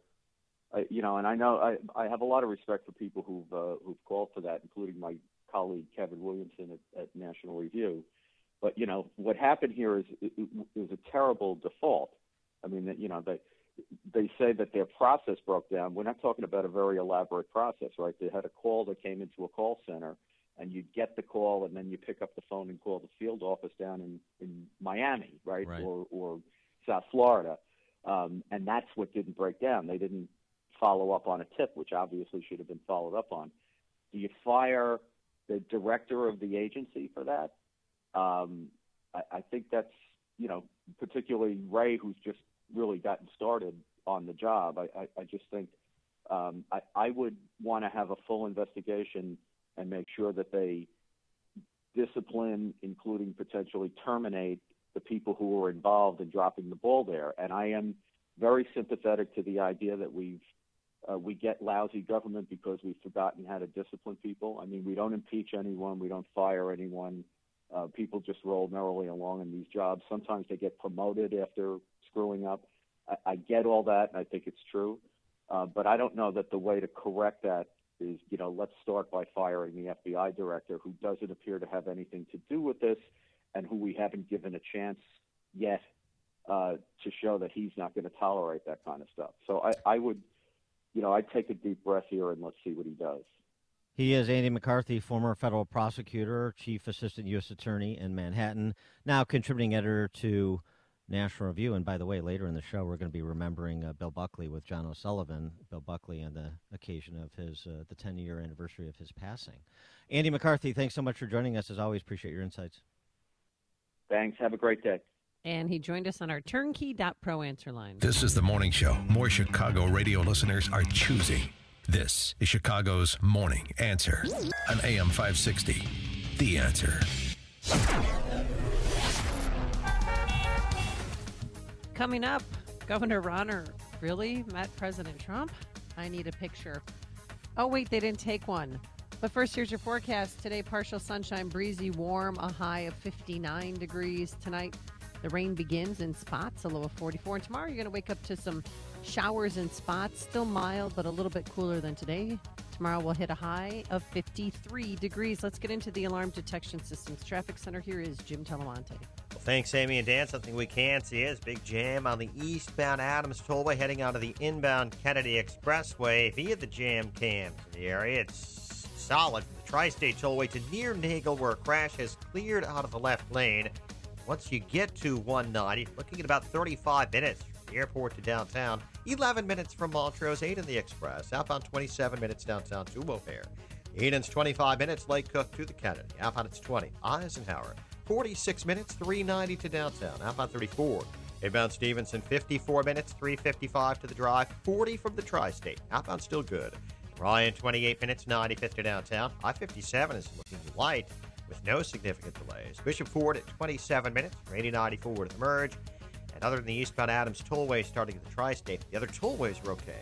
I'm Jim Talamonte in the Alarm Detection Systems Traffic Center. Old Man Winter is here, and you'll need a heating and cooling company you know you can depend on. Look no further. That company is the original Arlington Heights Heating and Cooling. They're not one of those massive impersonal companies with inexperienced technicians and subcontractors. Arlington Heights Heating and Cooling sends only their own highly skilled technicians. From service to installation and everything in between, their work quality and customer service is the best. The original Arlington Heights Heating and Cooling keeps homes and businesses comfy and warm. Call Carrie at 847-545-1700 or visit arlingtonheightsheatingandcooling.com. Mention AM 560 and receive 20% off your first service call. That's Carrie at 847-545-1700 or online at arlingtonheightsheatingandcooling.com. The original Arlington Heights Heating and Cooling, not the biggest, just the best. Jeannie Ives might be Mike Madigan's favorite Republican. The Madigan machine has bankrolled Ives with thousands of dollars in shady labor union cash, turning Jeannie Ives into another Mike Madigan lackey. Listen to Ives defend Madigan. Now we're going to call Mike Madigan a crook. Now we're going to call Mike Madigan a crook. Instead of attacking Madigan's corrupt ways like Bruce Rauner, Jeannie Ives defends Madigan. He's picking on Mike Madigan again. He's picking on Mike Madigan again. Ives won't even commit to immediate repeal of the Madigan income tax hike. You need legislator approval to repeal that, obviously, so you'd have to have them decide to do that, to repeal it, right? I can't guarantee what the legislator is going to send me in the bill. Jeannie Ives, guaranteed to defend and defer to Mike Madigan. I don't think that's any way to deal with the powerful Speaker of the House, Mike Madigan. Paid for by Citizens for Rauner, Inc. Did you know that studies have shown that we need over 10 servings of fruits and veggies every single day? If you're like me, it's hard to find the time and money to prepare and eat all of those fruits and vegetables. Who can do that? Yet we know that proper nutrition can prevent health problems, give us energy, and help us heal faster. Balance of Nature has spent over 20 years researching and delivering solutions to this problem. We can ensure that you consume over 30 different fruits and veggies every single day. Our capsules are filled with 100% real whole foods. There isn't a single thing added to Balance of Nature products. They're pure. We spent an incredible amount of time on the quality of our products. We do this for you. We do it for our own families. Give yourself a break and give your body what it needs. Call now to receive 35% off your first Balance of Nature order. Call 1-800-2468-751 or go online to balanceofnature.com. Use promo code CHICAGO. As you approach retirement, it's important to determine the amount of income you can receive from Social Security. Depending on when and how distributions are taken, you may be able to optimize the benefits you're eligible to receive, particularly among married couples. Call Jack Taboda today to get a copy of his informational booklet, The Social Security Decisions. This informational booklet presents the facts about Social Security distribution options to help you determine when and how to begin taking distributions, so you may receive more income over the course of your retirement. To receive your Social Security Decisions informational booklet, call Jack at 630-777-7955 or visit Taboda.com. That's TEBODA.com. Get the most out of your Social Security benefits. Call today, 630-777-7955. Investment advisory services offered only by duly registered individuals through AE Wealth Management, LLC. AE Wealth Management and Taboda & Associates are not affiliated companies. Taboda & Associates is not affiliated with the U.S. government or any governmental agency. If you have pain, I hope you listen up. Hi, it's Mike Gallagher. You don't need to live in pain. Let me repeat that. You do not have to live in pain. Chronic pain is the worst, whether it's from an accident or pain that just develops. Chicagoland, you're in luck. Dr. Ken Candido is one of the nation's most respected and successful pain doctors. He's been voted one of Chicago's best pain doctors several times. Bottom line, he's the pain doctor you need. Dr. Candido of Chicago Anesthesia and Pain Specialists will help you get off pain medication and all of the side effects. How? By finding the source of your chronic pain and fixing it. This is Ken Candido of Chicago Anesthesia Pain Specialists. Let's make you pain-free. Call Dr. Ken Candido and make an appointment with a cutting-edge, respected, and successful pain physician. Go to mypainchicago.com. That's mypainchicago.com. Thousands have been helped with their chronic pain, and you could be the next one. Get the phone number and all the info you need at mypainchicago.com. That's mypainchicago.com. AM 560, The Answer. Dan, it happened again. Your girlfriend's been arrested. What are you talking about? I saw this yesterday. I said, oh, my God, Amy's been arrested. And then I looked at the story, and it was Heather Locklear. Oh, that is so mean. She's 56, okay? I'm not even close to that. Thank you. But she has a home in Thousand Oaks, and apparently her current boyfriend called 911 because Isn't it weird when you have a 56-year-old that says has it like a boyfriend or a girlfriend? Isn't it weird to talk about like that what's at that even age? stranger is that he called 911 because she was beating him up. And police arrived, and she didn't like it, so she was slapping around some police officers, and they had to use physical force to get her hands behind her back, put her in cuffs, and put her in a cop car. So her mugshot, yes, it's not the best of times for her. but she didn't have a chance to put on makeup or do her hair, okay? What did Tommy Lee see? Oh, my goodness. Wait, stop. Yeah. So good news is... She posted $20,000 bond, and she's out, but she's got to go back to rehab again. Well, she didn't post it. I mean, Andrew Shue posted it, and then they went back to Melrose Place. Yeah, exactly. See what you did there. Thank you. She's been arrested before for beating up other men, including leading men like Jack Wagner in 2011. Yeah. Fight turned physical between them. She pulled an Eileen Nordigan against Jack Wagner with his golf clubs. But yeah, so we hope this time it rehabs the best time. Yeah, I for hope her. she finds a happier place. Exactly. Coming up on Chicago's Morning Answer. I'll talk a little bit about the Illinois governor's race. Jeannie Ives wants to close the bipartisan combined pension loophole. Explain what that is at 6:36. And Governor Rauner tries to be right-winged. But first, let's go into the newsroom. Here is Mike Scott. Sunrise in Chicago, clear skies, 42 degrees. Floridians who rallied for gun reforms at the state capitol are not happy with school safety legislation being drawn up by the Florida Senate Rules Committee. With survivors of the Broward County High School shooting in attendance, lawmakers defeated an amendment that would have outright banned some assault rifles. The White House is analyzing the Supreme Court's pass on DACA, the Obama-era policy that has protected some dreamers. Following yesterday's decision, the president called the entire U.S. legal system into question. It's really sad when every single case filed against us is in the Ninth Circuit. We lose, and then we do fine in the Supreme Court.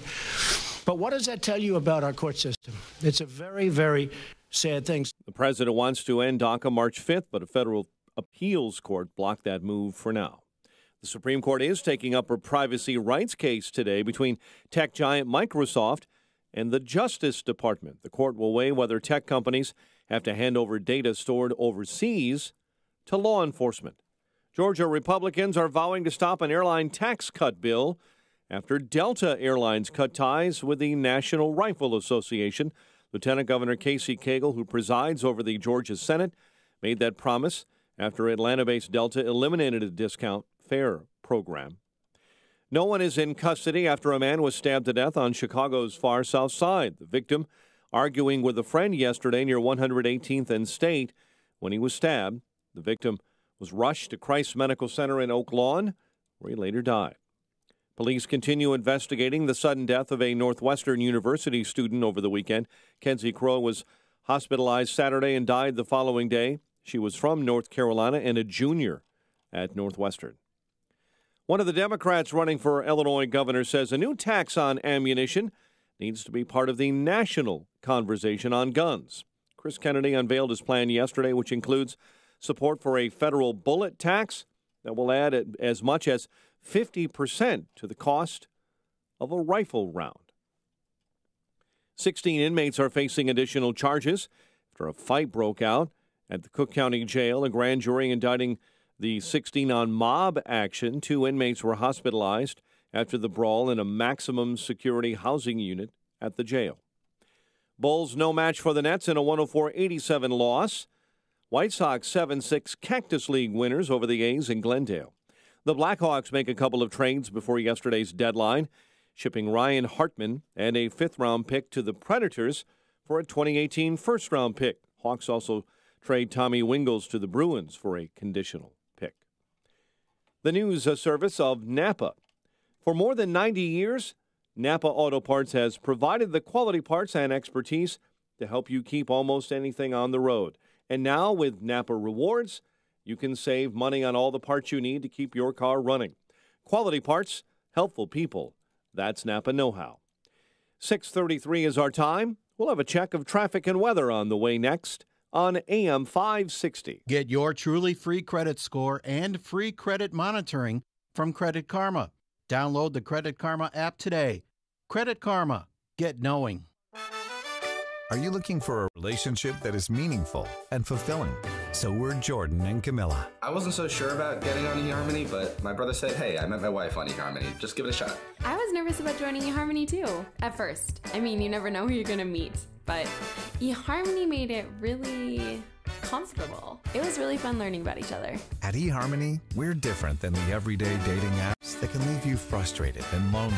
eHarmony has found a way to bring people together who are right for each other and ready to find something real. The eHarmony questions helped me realize what I truly care about. They got us talking, and then we realized we were meant for each other. Gave it a shot, and I found the best person for my life. When I'm with her, I'm happy. Aw. If you're looking for a real, meaningful relationship, go to eHarmony.com today. And for a limited time, get a free month included when you buy a 3-month plan. Use code HAPPY. eHarmony.com. Use code HAPPY. The following is a paid political announcement. Here illegally, Manuel Orrego Zavala was deported twice and had multiple convictions and arrests. Drunk, he hit and killed Jeffrey Monroe and Colts linebacker Edwin Jackson. It was a senseless tragedy, and it never should have happened. Politicians in Washington have ignored this issue for far too long. We must build the wall, ban sanctuary cities, and put an end to chain migration. There are lives at stake. Businessman and conservative outsider Mike Braun is the right choice for voters concerned about illegal immigration. Braun understands that we can't have a country without borders, and in the United States Senate, he'll help President Trump pass his agenda. Too often, dangerous criminals here illegally cause tragic deaths. President Trump can change things, and we can help by electing conservative businessman Mike Braun to the U.S. Senate. I'm Mike Braun, and I approve this message. Paid for by Mike Braun for Indiana. It is 6:36, and let's get an update on the roads in the Alarm Detection Systems Traffic Center. Here's Jim. Thanks, Mike. Eden's inbound. It's stop and go from Niles Center Road to Montrose. 28 minutes, Lake Cook Junction, outbound 20. On Kennedy, 33 minutes, O'Hare to downtown. 12 from Montrose, 10 on the Express. Outbound 14 minutes to Montrose, 32 to O'Hare. Von Eisenhower delays are Wolf to Harlem and Independence to Western. 50 minutes, 390 to downtown. Outbound 34. Inbound Stevenson, 58 minutes, 355 to Lakeshore Drive. 44 from the Tri-State. Outbound 37 minutes to 355. Ryan, 28 minutes, 95 to downtown. I-57, 20 minutes, I-80 to the Merge. Bishop Ford, 30. On Tri-State tight approaching 290, but Adams Tollway jam for the Tri-State to the Kennedy. The other tollways look good. Traffic, service for Staples. At Staples, you can upgrade your office and still save money. This week at Staples, you can save big on a full range of office and desk chairs, some up to 50% off. A better chair equals a better workday. Ends 310 Staples. It's pro time. Traffic answers when you need them most. I'm Jim Talamonte, AM 560. The Answer. Chicago's Morning Answer continues next. Your official Chicagoland weather forecast. Partial sunshine, breezy and mild, a high of 59. Mainly cloudy and mild, a late night shower in spots, a low of 44. Currently, we have 41 at O'Hare. Next news at 7. Chicago's Morning Answer with Dan and Amy continues next on AM 560. The Answer. This hourly segment is brought to you by In the Know with Wealth Management Group, hosted by Craig Bolanos. Heard Sunday mornings at 10. Some call me the sage from South Central. Others call me the czar of common sense. But you can call me Larry Elder. And you're invited to join me tonight, starting at 7, right here on AM 560, The Answer. Hey, this morning we would like to thank Steve Fagiano for listening to AM 560, The Answer. Steve Fagiano, thanks for making AM 560 part of your morning. Way to go, Steve. And we want to thank Mueller CPAs who are hosting us this morning, coming to you live from their offices in Elgin, part of our AM 560 Signature Bank Business / Goodwill Tour. And we'll talk a little bit about the governor's race here. Jeannie Ives had a press conference yesterday, kind of an interesting topic. She has previously called on Mike Madigan to resign in the wake of the sexual harassment scandal in his office, with 2 top political operatives having been relieved of their duties amid allegations of repeated sexual harassment or worse. Kevin Quinn, his 20-year top political mook, actually was also arrested subsequent to his firing for violating a protective order against his estranged wife. In the same week he gets fired, and then he violates an order of protection. So this is what you're dealing with. And so that's one reason. By the way, Ronner, Durkin, Brady, all the big tough guys, the establishment Republicans, have they called on Madigan to resign? They're the real anti-Madigan types, right? They're the ones that accuse everybody of not being with them as, double agents for Mike Madigan, like Jeannie Ives, who's the most conservative legislator in the General Assembly. But they're not making the case against Madigan that she's making. Gosh, isn't that curious? Well, they're protecting their buddies. Yeah, it's either highly ironic. You hear these ads even on our airwaves about Jeannie Ives, Madigan's favorite Republican. It's either highly ironic that she's making this case, or it's the case that Rauner and Jim Durkin and Bill Brady and the paid off flacks at the Illinois Republican Party are inveterate liars and traitors. It's one of the two. Can't be both. So you decide, Republican primary voters. 312-642-5600, turnkey.pro answer line, 64636DA, turnkey.pro text line. So here's the two-pronged argument. The first prong is obvious. It's about this culture of sexual harassment that exists in Madigan world, which is a synonym for Springfield. The second part that nobody else has reported, and that was the focus of Ives' press conference yesterday, is, to borrow a John Cassism, the bipartisan combine's pension loophole. Kevin Quinn stands to get a $750,000 payout from state of Illinois taxpayers. What? Yeah. So here's how it works. Pay attention, class. Both sides. You go on payroll, state payroll, at some phony baloney do-nothing job for half the year. Okay. And then you go off payroll to do political campaigns, which is your real job, for the other half of the year. So over 17 years working for the state, Kevin Quinn, Madigan's top political lieutenant, deposed, he's on the job half the time. But he's on the job half the time accruing pension benefits because the real payoff is the pension. That's more than any of these political potentates can offer. And that's what creates loyalty, because you're in it for the long haul.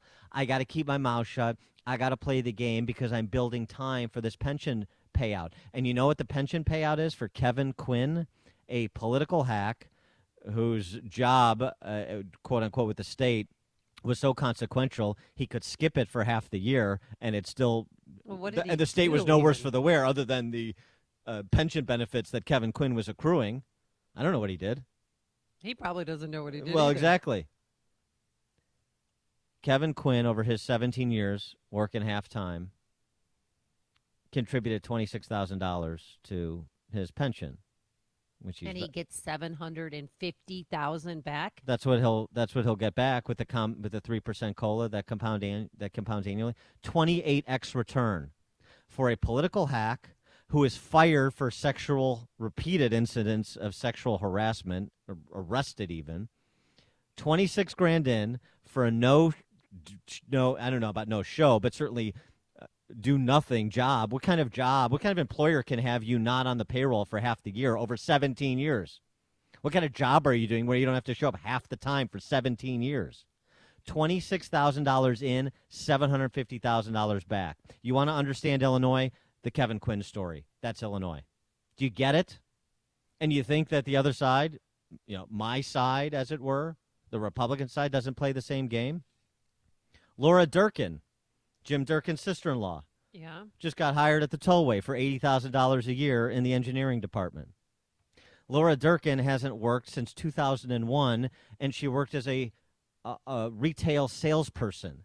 Now she's in the engineering department at the tollway reviewing technical contracts. Huh? Tollway has been a historic patronage dumping ground for DuPage County, the way that county, city, CPS, state government has been a park district, water reclamation district, I could go on, has been a traditional patronage dumping ground for Cook County Democrats. Bruce Rauner just hired 32-year-old Brittany Ladd as his deputy governor, making $150 grand a year, more than a lot of agency heads. She is the wife of Nick Klitzing, who is his deputy campaign manager on the political side. So now you've got a deputy governor married to the deputy governor on the state side, married to the deputy campaign manager on the political side, but never the two shall meet, right, in terms of melding politics with government. political campaigning, partisan politics with government. And what's the payoff? It's not the upfront money. It's always the benefits. That's the Kevin Quinn story. Frankly, it's the Pat Quinn story, too. That freaking clown, Pat Quinn, this goof, he's running for attorney general again. He'll probably be the Democrat nominee, as far as I know. I don't know. Maybe Kwame Raoul will win. But Pat Quinn, 20 years as a gadfly, in and out of elective office, $200,000 into the pension system. You know what he stands to get paid out if he lives average life expectancy? What? $2.5 million. Are you getting that return on your 401ks in the private sector? No, I'm not. Anybody else out there? 312-642-5600, turnkey.pro answer line, 64636DA, turnkey.pro text line. Love to hear from you pincushions out there. We just get stuck and stuck and stuck and take it and do the same thing and support the same people in the Republican Party, in the Democrat Party. You tired of it yet? Or are you just biding your time until you're going to leave? Are you just a coward? What is it? I really want to know. I'm fascinated. Because as somebody who wants to prick back, as it were, I'm really tired of the people that decry the state of government and then endorse the same government. If I want that nonsense, I'll go read the Tribune editorial board's reviews of politics, or the Chicago Press Corps, the faux goo-goos who carry on about good government and endorse the status quo at every turn. Which is it? It's awfully quiet for so many people getting their assets liquidated in this state when it comes to this governor's race, when it comes to Illinois politics in general. It's awfully quiet in this city, in this state. Well, I've been coming down on Governor Rauner because his wife would never let him meet President Trump or let him go to the Governors Association meeting. Well, apparently they did. He made his first official visit to Washington, D.C. since taking office, and apparently he went to the governor's ball on Sunday at the White House, looked for footage of him. He said he did not take a picture with President Trump and spent most of his time with Vice President Pence. I did get quite a bit of time with the Vice President Pence. He spent a lot of time with me personally and with us as governors. He spent much more time with us than the president did. You can't even say his name still. Whatever. It's President Trump. This yeah, but then he goes to the Supreme Court Janus versus AFSCME hearing, when they were discussing oral arguments, just to act like he's a right-winger now, to try and get the conservative vote. I mean, what is this play? To try and get attention and to, buffalo the passively engaged that he's buffaloing with his checkbook. It's the same thing. Oh, and by the way, how's everything going at the Quincy Veterans Home? Wouldn't change a thing, right, Governor? 4 new cases of Legionnaire's disease. Anybody who was so outraged about the VA scandal under Obama and veterans not get the health care and the treatment that they're entitled to, that we owe them? A lot of outrage there. I remember it. We took calls all the time about it, and the outrage was appropriate. What about 13 dead in Quincy over 2.5 years while you've got Governor Pontius Pilate saying, hey, it's going exceptionally well. We're really on top of the situation. The guy who says he's not in charge. Where's the outrage there? Or do we just care about veterans depending on who the culpable party is? Huh? Annette in McHenry, you're on Chicago's Morning Answer. Yeah, good morning, Dan and Amy. I appreciate the fact that you attempt to call out people who listen to make change, because it's been needed for many, many years in this state. But I do live in McHenry County, and McHenry County, I vote. I do the things I'm supposed to when it comes to being a responsible citizen, if you will. There's not a lot of political clout that comes from McHenry County. So what do you suggest some of us from the collar counties may be able to do to affect change down in Springfield? Control your vote.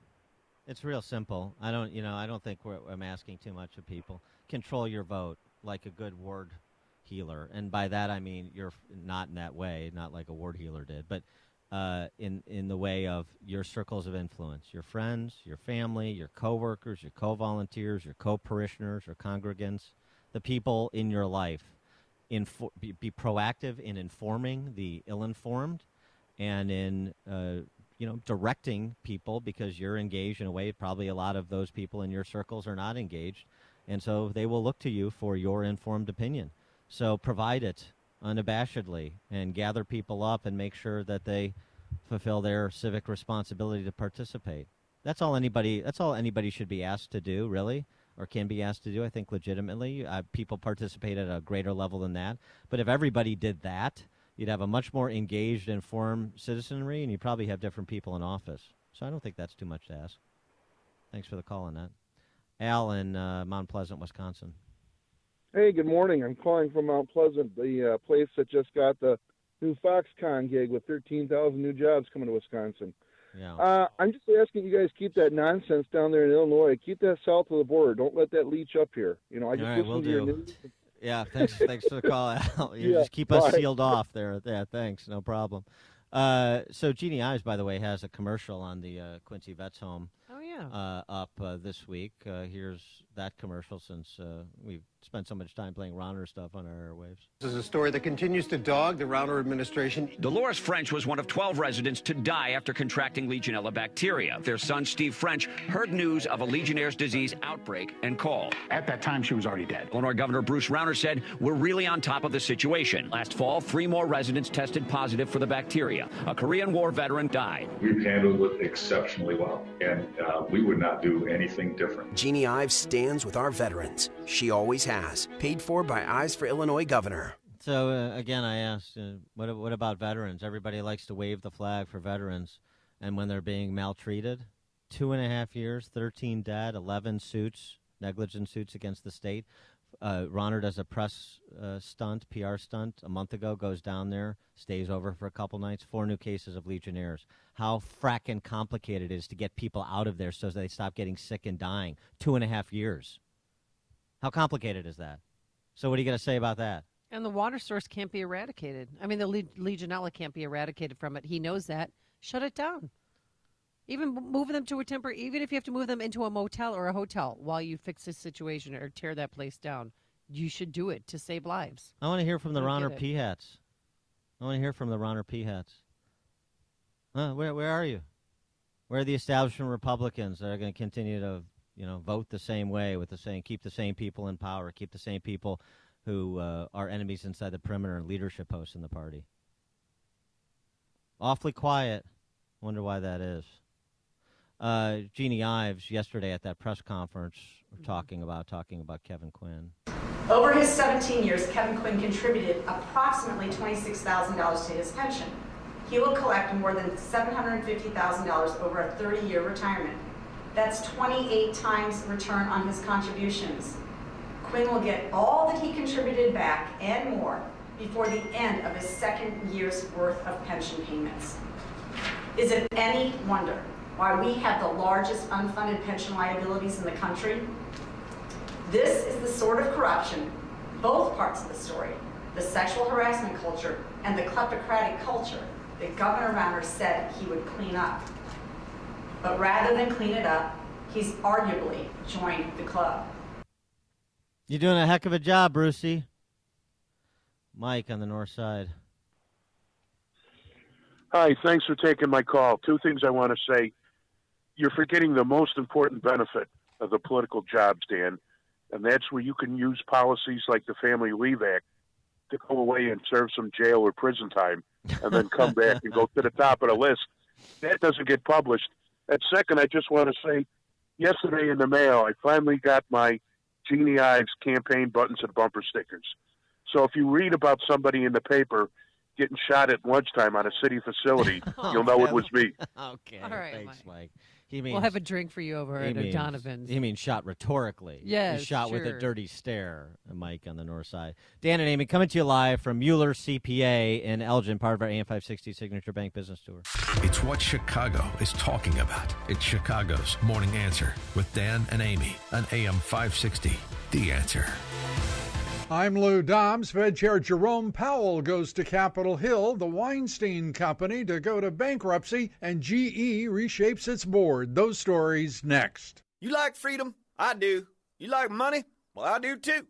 If you like freedom and money, then you're going to love Freedom Checks. You see, over the next few months, an estimated $34.6 billion is up for grabs to anyone who stakes their claim. Yep, you heard that right, $34.6 billion.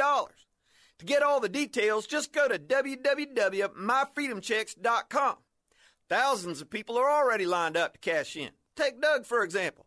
He's a 46-year-old from Joplin, Missouri, who's set to get a check for $24,075. And if Doug can do this, I've got a hunch that you can too. But here's the thing.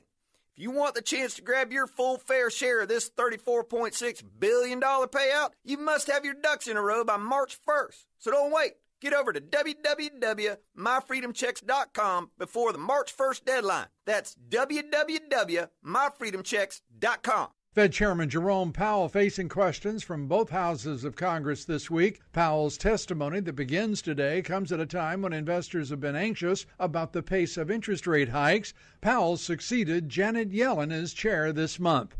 The Weinstein Company is expected to file for bankruptcy protection after last-ditch talks to sell its assets collapsed. Movie mogul Harvey Weinstein, who co-founded the company in 2005, fired last October, accused of sexual assault and harassment by dozens of women. Weinstein has denied all allegations. Days after saying it would retroactively cut the profits reported over the past 2 years, GE is reshaping its board of directors. Please join me for Lou Dobbs tonight, 7 and 11 Eastern on the Fox Business Network. This is the Lou Dobbs Financial Report. The following is a paid political announcement. Governor Bruce Rauner spent 4 years betraying Republicans.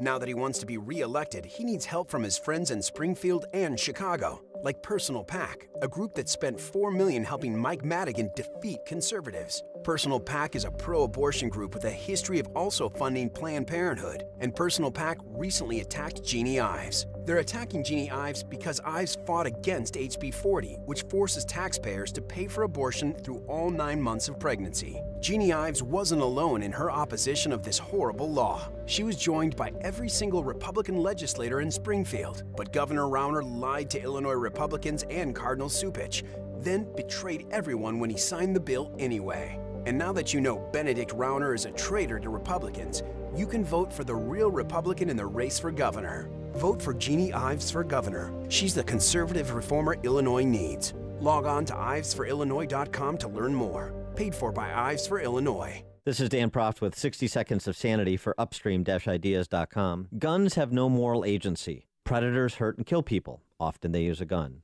Good guys protect people. Often they use a gun. When a predator kills with a gun, he is rightly called a monster. When a good guy with a gun fails to protect people, he's rightly called a coward. The very nature of the way we discuss an atrocity like the Parkland school shooting conveys our understanding that it's bad guys and good guys who are responsible for what they do, and not the instrumentality they use in their conduct. So arguing that the response to the deadly success of the shooter and the failure of the deputy sheriff is to reduce the number of good guys and their instrumentality choices does not logically follow from the accepted premise. And neither does the failure of state agencies locally and federally to exercise the power they currently possess make the case for expanding their power at the expense of our rights. No amount of emergency planning or algorithmic modeling or government power can replace the variety of human judgment calls that will be thrust upon a free people. The question then isn't what's in my holster, it's what's in my head and my heart. Balance of Nature's fruits and veggies.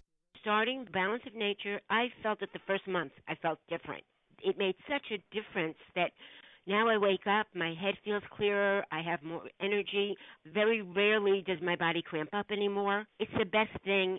It's just amazing. I don't know what to say. I just would not be what I am today if I didn't start Balance of Nature. I plan on taking this the rest of my life because until I started taking your stuff, I never took as many fruits and vegetables in a day as I get through you guys. You know, I'm very, very, very satisfied. My pain and it went away. I swear to you that that's the truth.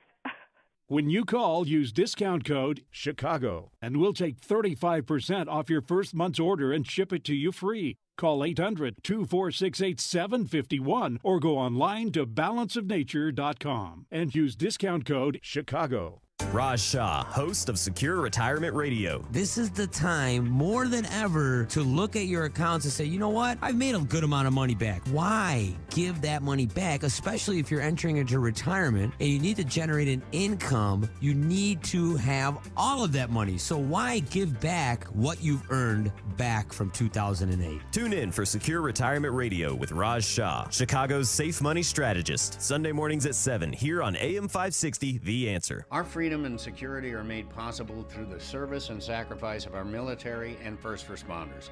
The Gary Sinise Foundation provides many outreach programs supporting these brave men and women. Join us. Donate at GarySiniseFoundation.org. What's happening? What does it mean? Why is it important? We've got The Answer. AM 560, The Answer. WIND, Chicago.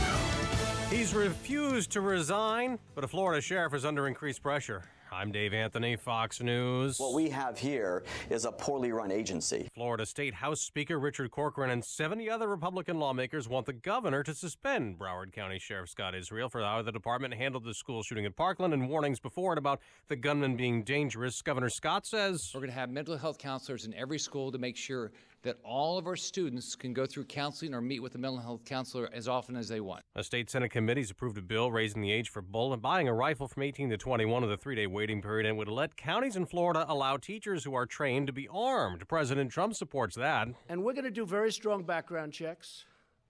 Very strong. We've got to do background checks. If we see a sicko, I don't want him having a gun. And the president told the nation's governors, don't worry about the NRA. They're on our side. Well, critics of the NRA have helped drive companies away from the gun rights group, but one of those companies is now taking heat. Fox's Tanya J. Powers has more live. Delta Airlines is part of more than a dozen companies ending their business relationships with the National Rifle Association since the Parkland, Florida school shooting that killed 17. But now Delta's under attack from the second in charge of its home state. Republican Lieutenant Governor Casey Cagle, who is president of the state Senate, tweeted he would use his position to sink the proposed sales tax exemption on jet fuel.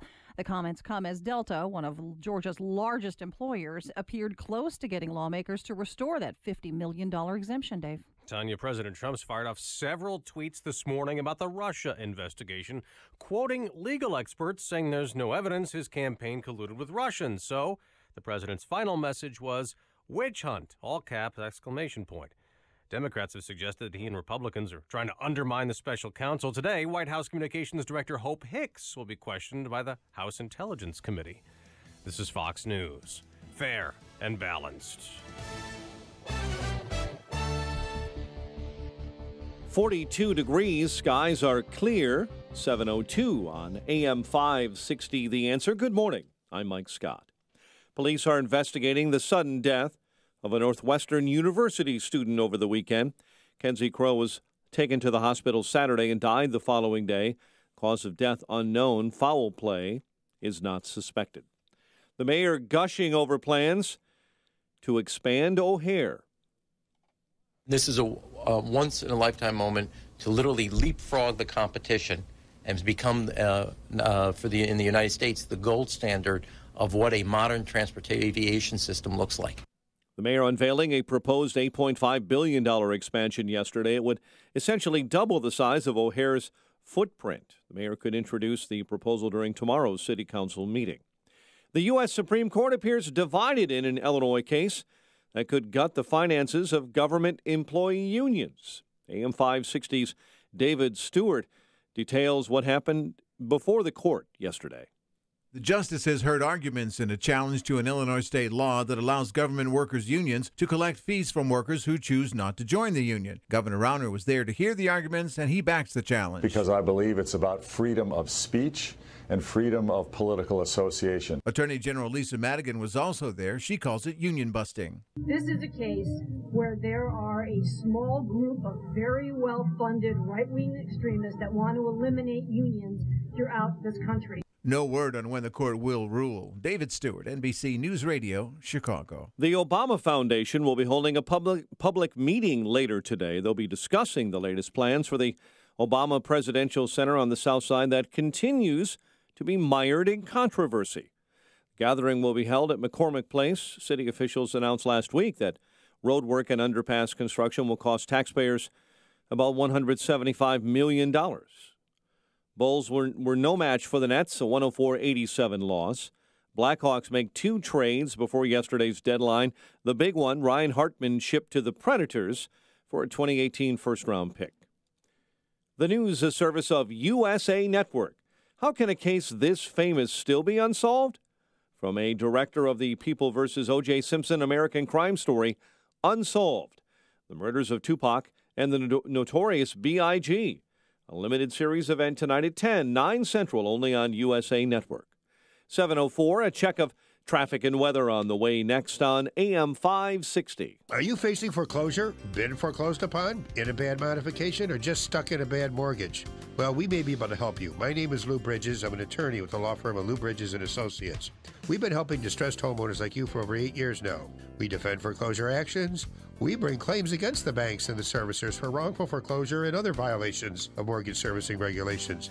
And we help people negotiate modifications of their existing mortgages, often including principal reductions. Give us a call. We provide free consultations. I guarantee you it will not be a sales pitch. We will give you our honest analysis, counsel, and advice regarding your options. Hi, this is Rayanne from Lou Bridges & Associates. I am one of the loan modification processors here, and if you are in need of any additional information in regard to a loan modification, please contact the office. Go to bridgeslaw.net or call 224-513-1231.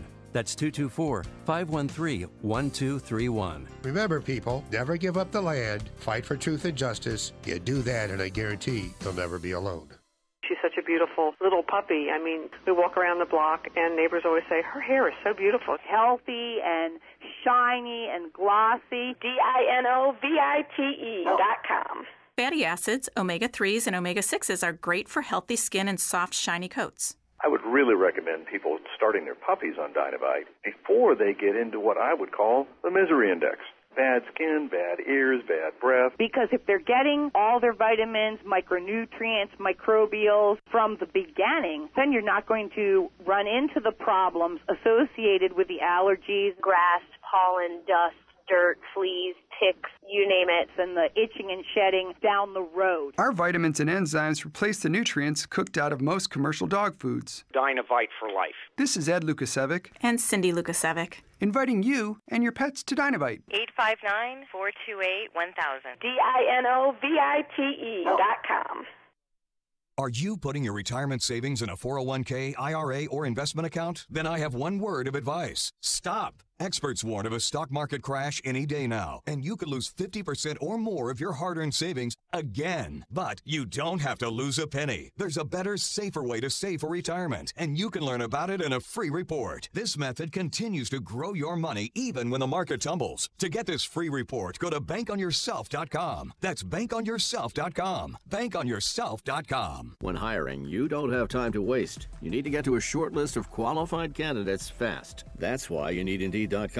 Daryl is hired with Indeed. Using the site saves me a lot of time. It makes my job so much easier. Post a job in minutes. Set up screener questions. Then zero in on qualified candidates using an intuitive dashboard. Your time is precious. Let Indeed help you get to your short list of qualified candidates. Post a job at Indeed.com/hire. Search for greatness. Search Indeed. 7:07 and a check of the roads in the Alarm Detection Systems Traffic Center. Here's Jim. Thanks, Mike. Eden's inbound delays are from Toohey to Montrose, 28 minutes Lake Cook to the junction, outbound 23. Kennedy, 51 minutes O'Hare to downtown, slow all the way in.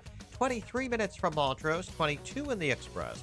Outbound 21 minutes to Montrose and 42 to the airport. About Eisenhower.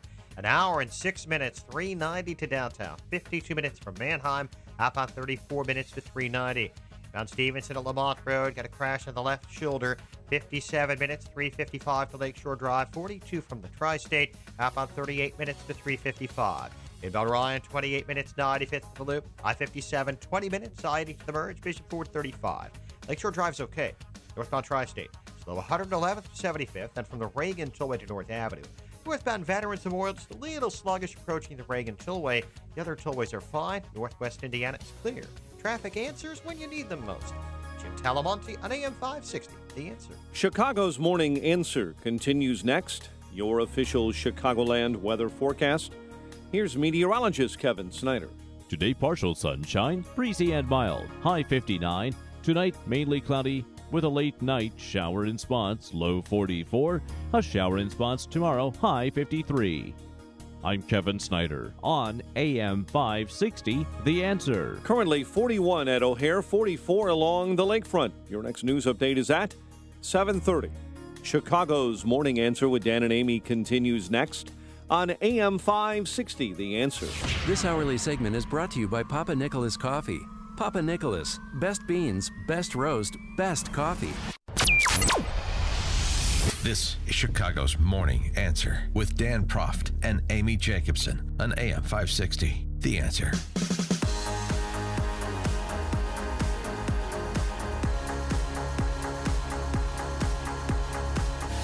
Good morning, Dan and Amy. We're coming to you live from Mueller CPAs in Elgin.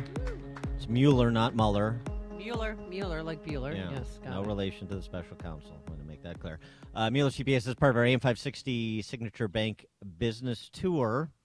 And At 7:37, we're going to have the managing partner. yeah, Dave Nissen Yeah. we're going to talk to. Man, they put out a nice spread for us. I mean, really, I don't want to go home because we could This have is how breakfast. this is how you live. This is Oh, how civilized people live. We could have breakfast, lunch, and dinner here, really. And then you could have dinner drinks because they have a Bloody Mary bar.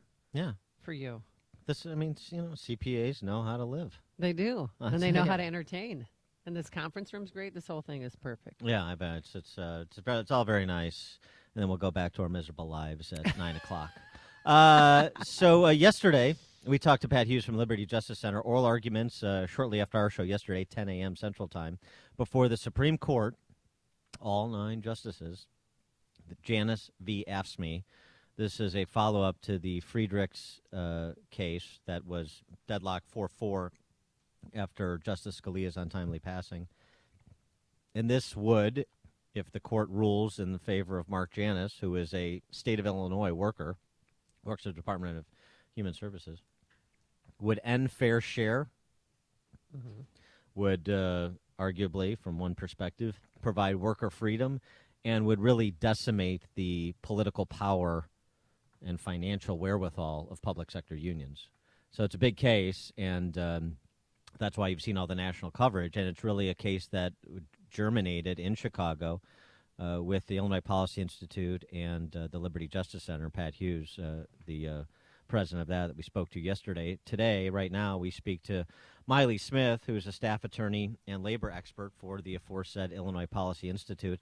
Miley, thanks for joining us. Appreciate it. Hi, thanks for having me. So with respect to the oral arguments yesterday, it's always a dangerous business trying to read the questions and the facial expressions of Supreme Court justices, but it was interesting to note that the gentleman who replaced Scalia, Neil Gorsuch, didn't ask a single question. He was the only justice who said nothing throughout the duration of oral arguments. What did you make of that? Right. I haven't had the opportunity yet to watch him in session, and so I wasn't sure what to expect from him. But, I think probably staying silent was a good move because no one can latch on to what he said. If he didn't say it, we can't latch on and say, oh, yes, we're going to win, and the other side can't say, oh, they're going to lose, or whatever the case may be. So I think it was probably just playing it safe, and it's, by staying silent, there isn't some sort of crazy media storm guessing what he intended. Mm-hmm. Well, what were some of the questions asked by the other justices? The rest of the questions really went along the lines that we would have expected. And I thought Kennedy was definitely one of the most interesting questioners.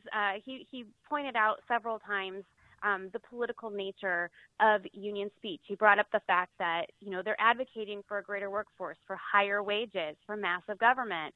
And he asked point blank, if you don't prevail in this case, to the union's attorney, if you don't prevail in this case, are the unions going to have less political influence? And the attorney answered yes. And he says, isn't that the end of this case? Meaning, you just admitted that this is all about political power, and you want that money for your political agenda. And so they didn't advance the case. The argument that's often made in the context of political discussions, not necessarily legal ones, but the idea that the people who want to opt out of the union and fair share are still deriving benefits from the deal that the union negotiated, and so that's not fair. That subject was discussed. I think the phrase free rider might have only come up one time, maybe two times. But really, I would say a good part of the focus was that collective bargaining itself is inherently political because you're talking about increased wages, higher taxes. All of that is a public concern, and that therefore makes it political. So the free rider argument did come up, but Justice Roberts also brought up the fact that, the argument on the other side is that the need to attract voluntary payments will make the unions more responsive. It will make them more efficient, more effective, more attractive to a broader group of people. And he said, what's wrong with that? So, the typical arguments from those who appear to support the union were made, but there was definitely pushback both ways.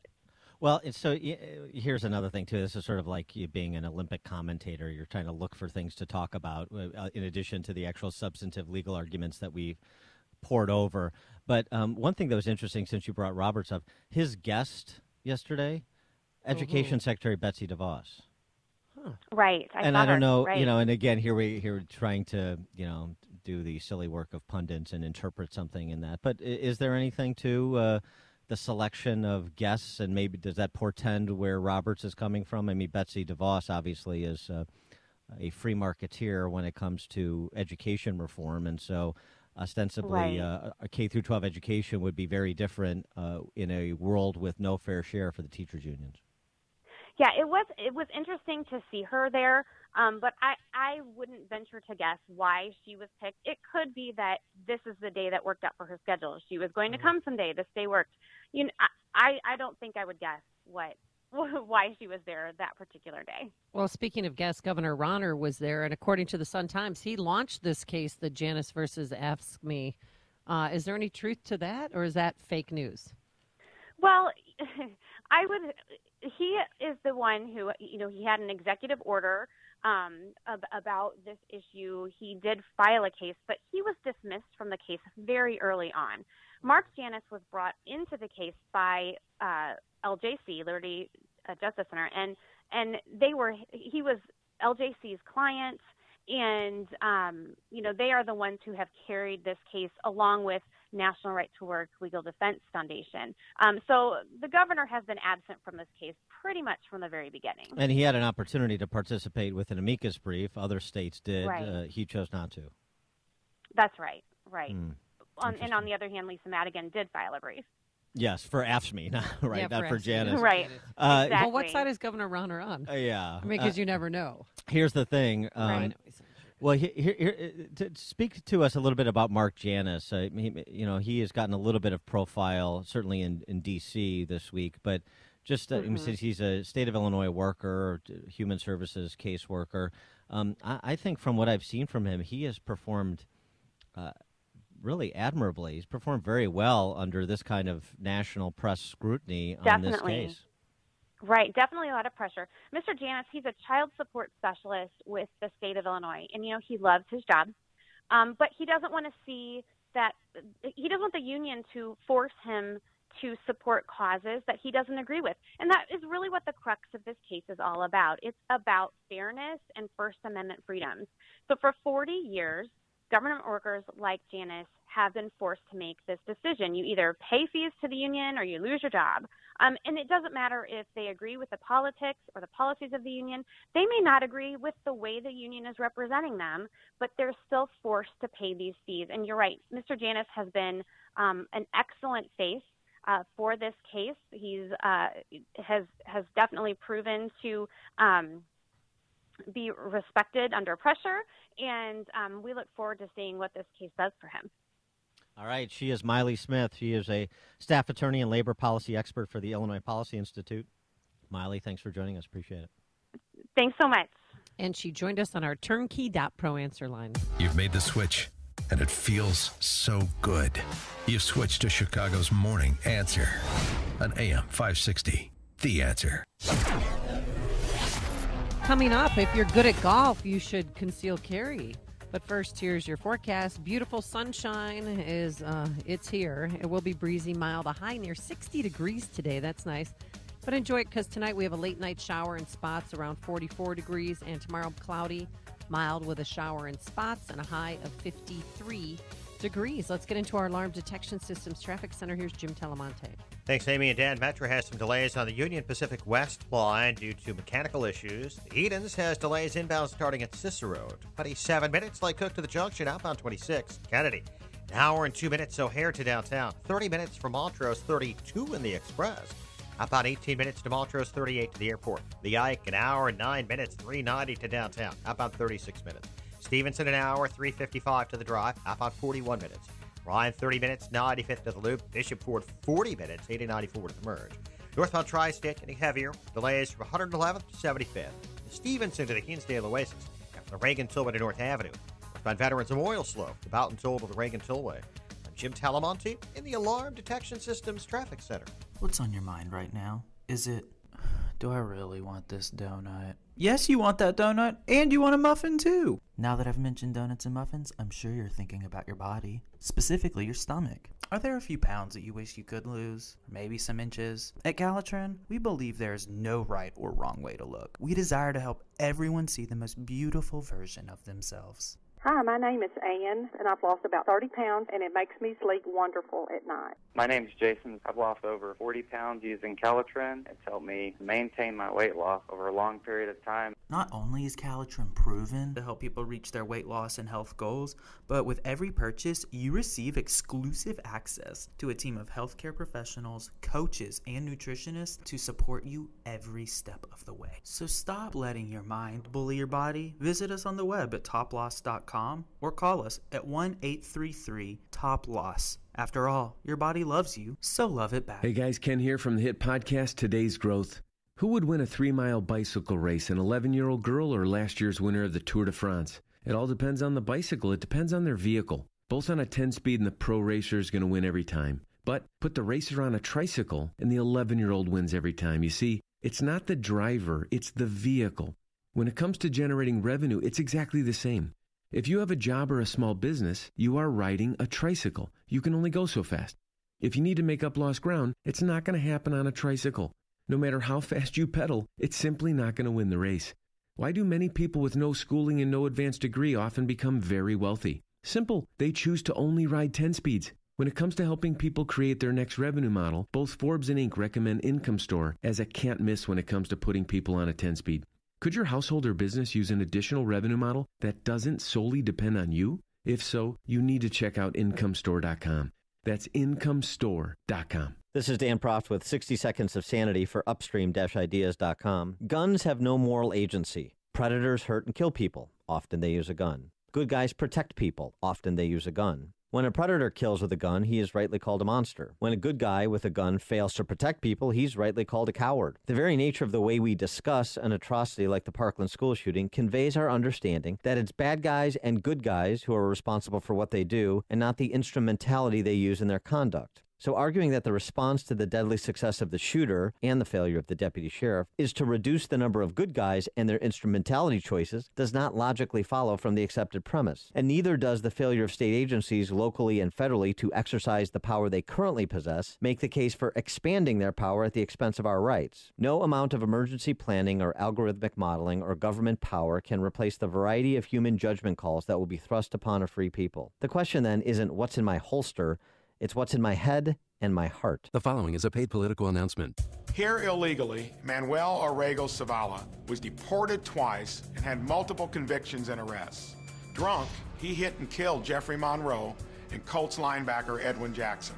It was a senseless tragedy, and it never should have happened. Politicians in Washington have ignored this issue for far too long. We must build the wall, ban sanctuary cities, and put an end to chain migration. There are lives at stake. Businessman and conservative outsider Mike Braun is the right choice for voters concerned about illegal immigration. Braun understands that we can't have a country without borders, and in the United States Senate, he'll help President Trump pass his agenda. Too often, dangerous criminals here illegally cause tragic deaths.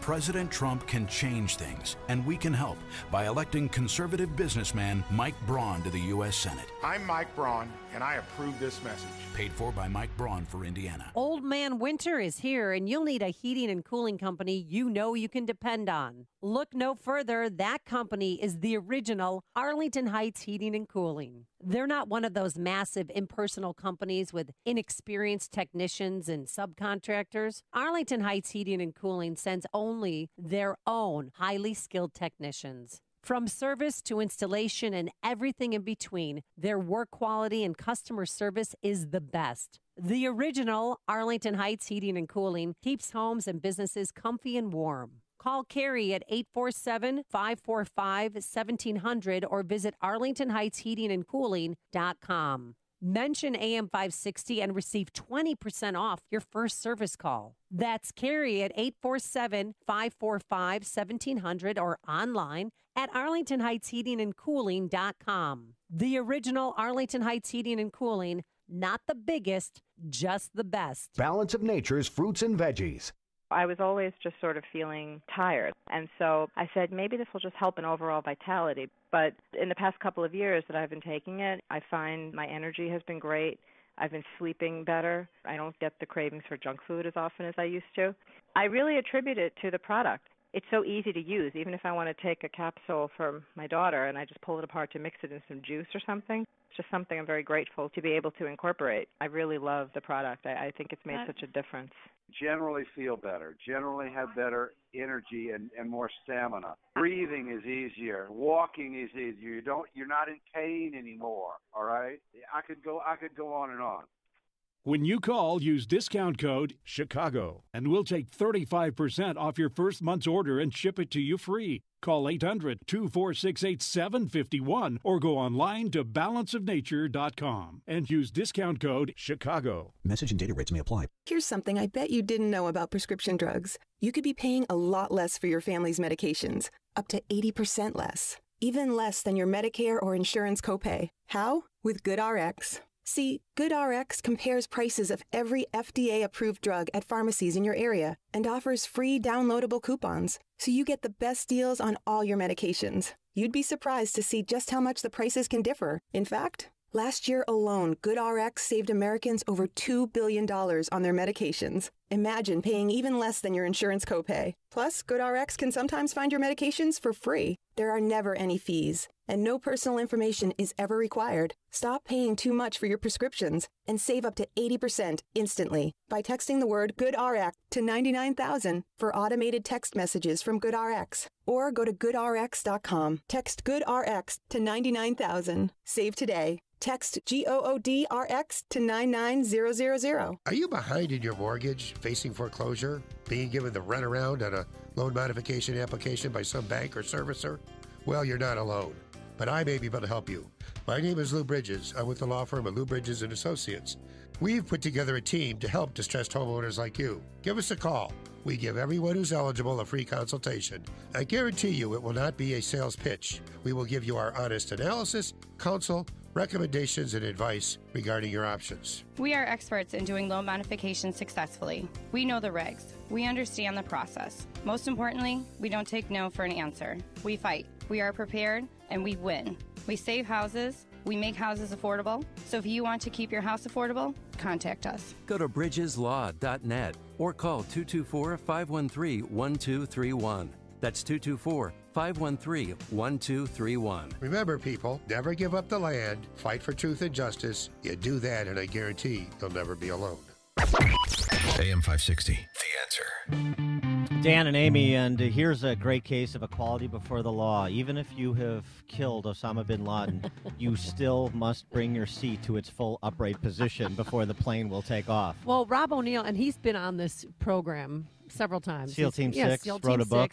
Yeah, he was at CPAC over the weekend, and he spoke, and then he flew from Maryland to Dallas, then boarded an American Airlines flight from Dallas to Nashville, but he had a little too much drinky drink on the plane. He was a little schmammied, if you know what I mean. He basically got drunk on a plane. I'm getting drunk on a plane. That him? Buying drinks for everybody. Yeah. No, It was not quite as entertaining No, as that, no. according to American Airlines, who one of their employees was called, quote, a vile, unquote, term by Navy Yeah. SEAL Team 6. But then he passed out, so that O'Neill. made things a little even dicier. Yeah, And then when he but came then he came to and he was being dragged off the plane. I have to go home. I have to go home. I have to go home. I have to go home. So that was a little unbecoming. No, that's the wrong audio. He was Oh, escorted off the plane that's by not police him. officers. They realized who he was, and they put him in a cab and took him to a hotel. And he said this as they were trying to put him into a cab. Sorry, I'm having a panic attack. I have PTSD. His voice got a little higher when he got off the plane. Yeah. To his credit, I mean, this is a man's man. He said that he was treated fairly by both American Airlines and local authorities. Now, I don't remember, he might not remember even being on the plane, but, and I don't even know why he called that woman a vile thing. I don't even think he knows why. I Because don't know. he I was mean, drunk. you figure if you Maybe he got if you- roofied. If you kill Bin Laden, you figure you can keep your tray table down. Exactly. I mean, it's understandable. You feel like you get some special dispensations. All right, Dan and Amy, we're coming to you live from Mueller CPA in Elgin, part of our AM 560 Signature Bank Business Tour. And coming up next, we'll speak with the managing partner of Mueller CPA. But first, let's check into the headlines. Here is Mike Scott. Amy and Dan, good morning, and good morning, everyone. 42 and clouds and sunshine with a forecasted high near 59 today. Nicholas Cruz will be in court for a hearing almost 2 weeks after he allegedly shot and killed 17 at a Florida high school. He'll be appearing in Broward Circuit Court in Fort Lauderdale for the hearing on collecting evidence from him as he faces 17 counts of murder. President Trump is defending his proposal to let some qualified teachers carry guns in school. Speaking to governors yesterday, the president did get a bit of an earful from Washington State Democrat Jay Inslee. So I just suggest we need a little less tweeting here, a little more listening. Trump did not respond to that remark, but did insist that arming some teachers will be a deterrent. The Supreme Court today takes up a major privacy rights case between tech giant Microsoft and the Justice Department.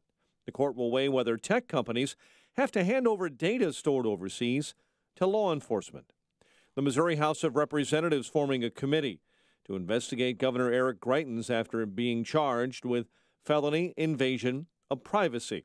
Speaker Todd Richardson said Representative Jay Barnes will chair that committee. I've asked the committee to begin its work this week, and I've asked Chairman Barnes to be here today to talk a little bit about the opening stages of his committee's work. Greitens was accused of taking a picture of his partially naked mistress in 2015 and using that to blackmail her against revealing the affair.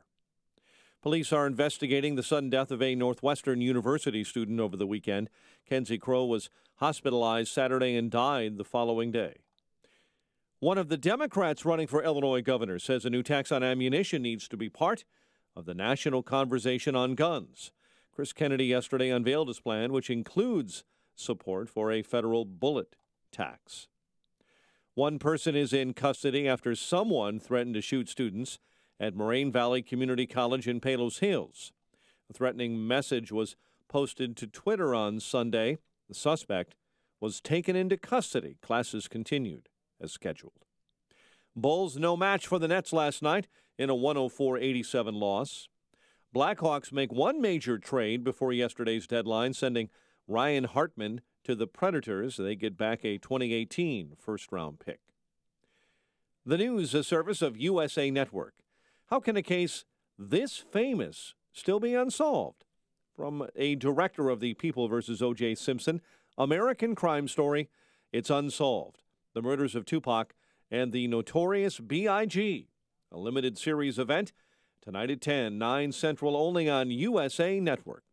7:33 is our time. We'll have a check of traffic and weather on the way next on AM 560. Dennis Prager reacts to the Florida school shooting. My first thought is the parents of those kids.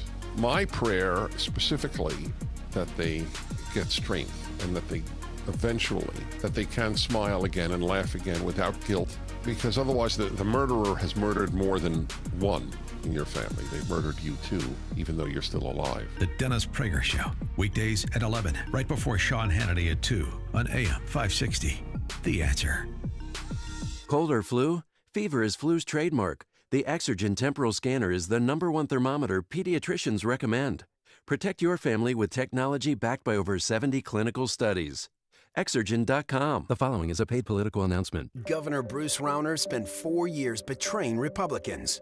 Now that he wants to be re-elected, he needs help from his friends in Springfield and Chicago, like Personal PAC, a group that spent $4 million helping Mike Madigan defeat conservatives. Personal PAC is a pro-abortion group with a history of also funding Planned Parenthood, and Personal PAC recently attacked Jeannie Ives. They're attacking Jeannie Ives because Ives fought against HB 40, which forces taxpayers to pay for abortion through all 9 months of pregnancy. Jeannie Ives wasn't alone in her opposition of this horrible law. She was joined by every single Republican legislator in Springfield, but Governor Rauner lied to Illinois Republicans and Cardinal Cupich, then betrayed everyone when he signed the bill anyway. And now that you know Benedict Rauner is a traitor to Republicans, you can vote for the real Republican in the race for governor. Vote for Jeannie Ives for governor. She's the conservative reformer Illinois needs. Log on to ivesforillinois.com to learn more. Paid for by Ives for Illinois. This hourly segment is brought to you by The Lou Bridges Show. Tune in on Saturday mornings at 8 to learn how you might fight foreclosure and keep your home. 7:35. Let's get an update on the roads in the Alarm Detection Systems Traffic Center. Here's Jim. Thanks, Mike. On the Tri-State Tollway northbound, we're seeing delays from 111th to 75th, from the Stevenson to the Hinsdale Oasis, and from the Reagan Tollway to North Avenue. Veterans Memorial northbound, slow from the Boughton Toll to the Reagan Tollway. Edens, 22 minutes, like Cook to the junction, outbound 26 to Kennedy. Inbound delays start at Cumberland. It's an hour and 2 minutes, O'Hare to downtown, a little heavier in the Express, outbound 38 minutes. The Eisenhower, an hour and 9 minutes, 390 to downtown, 54 minutes from Manheim, outbound 36 to 390. Stevenson, an hour, 3:55 to Lakeshore Drive, outbound 41 minutes. Ryan, 30 minutes from 95th to downtown. Traffic service of USA Network.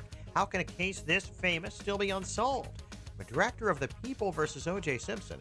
American Crime Story, Unsolved, the murders of Tupac and the Notorious B.I.G. A limited series event, tonight at 10, 9 Central, only on USA Network. Traffic answers when you need them most. I'm Jim Talamonte, AM 560, The Answer. Chicago's Morning Answer continues next. Your official Chicagoland weather forecast. Partly sunny, breezy, and mild, high 59. Currently 42. Your next news update is at 8. And Chicago's Morning Answer with Dan and Amy continues next on AM 560, The Answer. This hourly segment is brought to you by Empowered Investing, the show dedicated to investors. Saturdays at noon on AM 560, The Answer. Let freedom ring this afternoon at 2 with Sean Hannity, right before Joe Walsh at 5 on AM 560. The Answer. Top of the morning, Dan and Amy, and this morning we are coming to you live from Mueller CPAs in Elgin, part of our AM 560 Signature Bank business tour, and it's right up here off Randall Road, right next to San Filippo. And so we had a guy, Amy, from San Filippo, come in, and he brought us a bunch of Fisher nuts. Yeah, and he listens to the show every morning. He drives from Beverly to here every morning. Tom Smalls. Yeah, Tom Smalls, 58 miles. No relation to Biggie. No, Biggie, no relation. So we want to thank him, and he's a line manager, and he brought in some Fisher nuts for us. So that's wonderful. Great, and then of course the people at Mueller CPAs who have provided this great spread for us. We've been talking about all morning. The Bloody Mary bar for me. Yes. The full continental breakfast. I mean, life is good. Everything's Mueller CPAs apparently, and we're happy to speak with the managing partner, Dave Nissen. Dave, thanks so much for joining us. Appreciate it. Yeah, thank you for having me today. This is great. We appreciate you hosting us, and as I said, very nice spread here. So, do you guys in the community here do a little bartering? You get Fisher nuts. You provide tax preparation services for San Filippo. Is that kind of how it works? Not quite, but they're good people, and we're great to be associated as our facility is in their corporate center here. Well, tell us a little bit about the business and its growth. You've got space here, space in the city, space, I think, in Orland Park as well. And this is the high season, and a volatile high season because of the new tax law. No, it's interesting because whenever Congress passes a new tax law, we call that the Full Accountants Employment Act. Yeah, right. So we have really a lot of work to do, but we've been excited. We've been around. This is our 50-year anniversary. Wow. So we wanted to really participate in a good advertising campaign. So that's why we really wanted to be involved in WIND 560 this year, and having you guys really be here today is really important for our team. So about 50 years ago when Al Mueller started, he was all about the community. I would say Al is really Al is probably one of the founders in the city of Elgin. If you go back, there's some founding fathers, and he would be one of them. So Al was here when I started in 1980. He was a great guy, taught me a lot of the ropes, and as we got into it, he was always about family first. Business is important, but take care of your family. So that's kind of the premise we're on today. And how many employees are at this facility, the one in Orland Park, the one downtown? We have about 165 employees right now. We were 105 until the beginning of the year, and then we merged in a firm from Orland Park because we wanted more coverage of the Chicagoland area. So now we have the West covered out here in Elgin, we have the city, and now we have the South Side. And so your wheelhouse clients, are you small to mid-sized companies, or give us the distribution of the services you provide and to whom you provide them?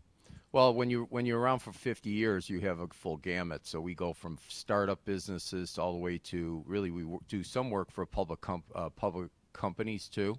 So it's really all over the board. I would say our wheelhouse would be middle-sized corporations and their related individual tax returns. Mostly tax havens, offshore accounts for the Pritzker family, things like that, hiding money from the IRS. Is that kind of those kind of services? Or you're not allowed to talk about that on the air? I don't know.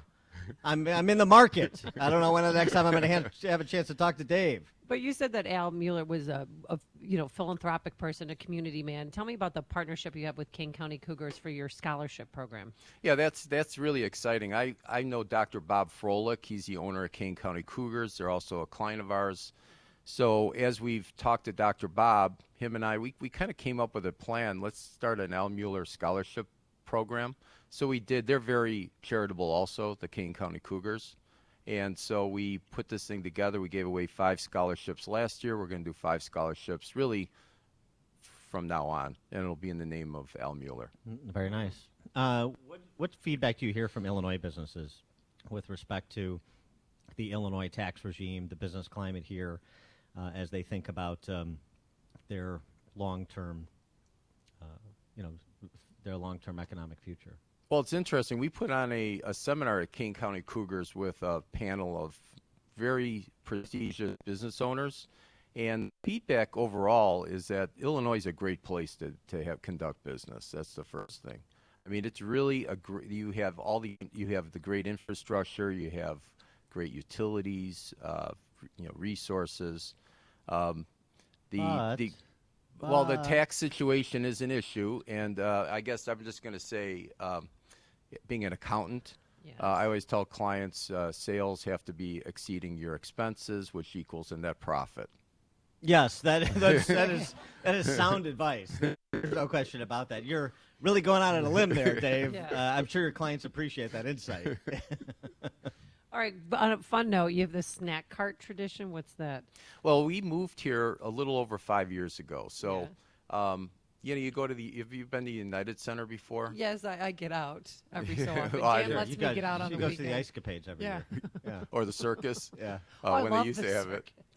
Yeah. But no, when we've gone to the United Center, and as you go around, the thing that is the most interesting in my mind when I'm in a skybox is the dessert cart. I don't know what a skybox is, but no, I'm kidding. Yeah. I've been in one at the cell. Yes, thank you. Yeah, right. Yes. Yeah, so guaranteed rate. He play baseball. Yeah. So as you go to the United Center, there's these dessert carts, and so when we moved here, I wanted to kind of do something fun, so we developed a snack cart. So I pushed it around mostly. Why not? Yeah. He's a managing partner, but he's an everyman managing partner. What's wrong with All you? right, so you push it around what time? Well, we normally where's do the it twice a snack week. cart? Okay. Well, we might bring it in this morning for you. It's like but the Carnarvon wagon, but snacks. Would you say that Mueller CPA has become synonymous with fun in the business and financial advisory space? well, that could be one term, I guess. I'd like to also use the word professional and qualified. You can be professional and fun. No, and very be a fun. triple threat like me. Professional, fun, accomplished. What else? How else do you feel about that's yourself? That's the three. That's triple. That's the triple threat. No, I do want to add one more thing on the snack cart. As I push it around, we have a lot of young people here because we have a really young team members. Yeah, like you, Amy. Yeah. Yeah. So as I lost my train of thought there for a second. Well, no, I understand. That was a jarring statement. I totally understand. No, you're pushing the car around. But as I pushed it around, the young people said, "Dave, you need to have some alcohol on the cart." So then we do have a few things, and they said you gotta get some Fireball. And then as I pushed that around, then they said you need some rum chata, and they said, "Hey, put a little rum chata with the Fireball, and that tastes like Cinnamon Toast Crunch." Did you know that, Dan? I did not know that. I don't think I would encourage tax preparation professionals to drink antifreeze, though. That's my only cautionary tale about Fireball. But hey, you know, if they can handle it, and I know, you know, you look at numbers all day, you need something to brighten your mood. Yeah, and obviously this is a busy time of the year. Very busy, yes. So what time are your employees getting in and leaving, or do they take their work home with them, or do you encourage them to do that? You can't do that. This is a secure facility. You got proprietary information here. Wow. We do. Distributing this all over the place. Let him answer the question. Well, I'm He's just shutting me saying. down, I mean, man. as his ad hoc counsel, I'm trying to make sure his interests are properly represented. Dave, you're free to answer a question. Well, the real answer is that yes, we have all hours. Some people start at 6 in the morning and they want to leave a little early. Some people start a little later and work a little later. Some people start early and work late. You know, it's like it's all over the board. But we do have, you know, the way technology is, there is the ability to work from home too. Do you have any University of Iowa grads in your employment? Yes, we do. And do you really? Best employees, correct? Is that? Well, Let him answer actually, the question. I'm kind of partial to the Harvard of the Midwest, which is Illinois State. Oh, the Redbirds. Yes. And the Harvard Bloomington Midwest, Normal. as it's known by no one. The Harvard of Hey. Illinois State. Yes. That's obviously where you matriculated. Yes, it is. And Yes. matriculated means attended. For an Illinois State Okay. grad.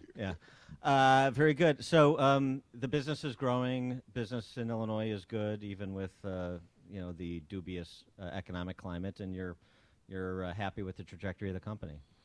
It's very good, and I have had the luxury of going all over the world lately, and everybody you run into in Germany or UK or anywhere is, you say, where are you from? You say Chicago, and they say, oh, I love that city. And then they say, That's the second thing they do. Well, they do throw that in there. No, they all know about the high homicide rate. Yeah, Everybody they do knows about say it. that, Yep. yes. Yes. Yeah. And then they say Michael Jordan, right? Well, not anymore. Maybe But they back. used to, Yes, they yes. did, yes. Well, that's sad that they don't say Michael Jordan anymore. I would rather be known for Michael Jordan than for some of the other things Chicago's known for. He is Dave Nissen, managing partner of Mueller Certified Public Accountants in Elgin, where we are broadcasting live this morning. Dave, thanks so much for joining us. Yeah, Appreciate thank it. you for having me. Thanks. Hear about the big stories of the day, then talk about them right here on Chicago's Morning Answer on AM 560. The Answer.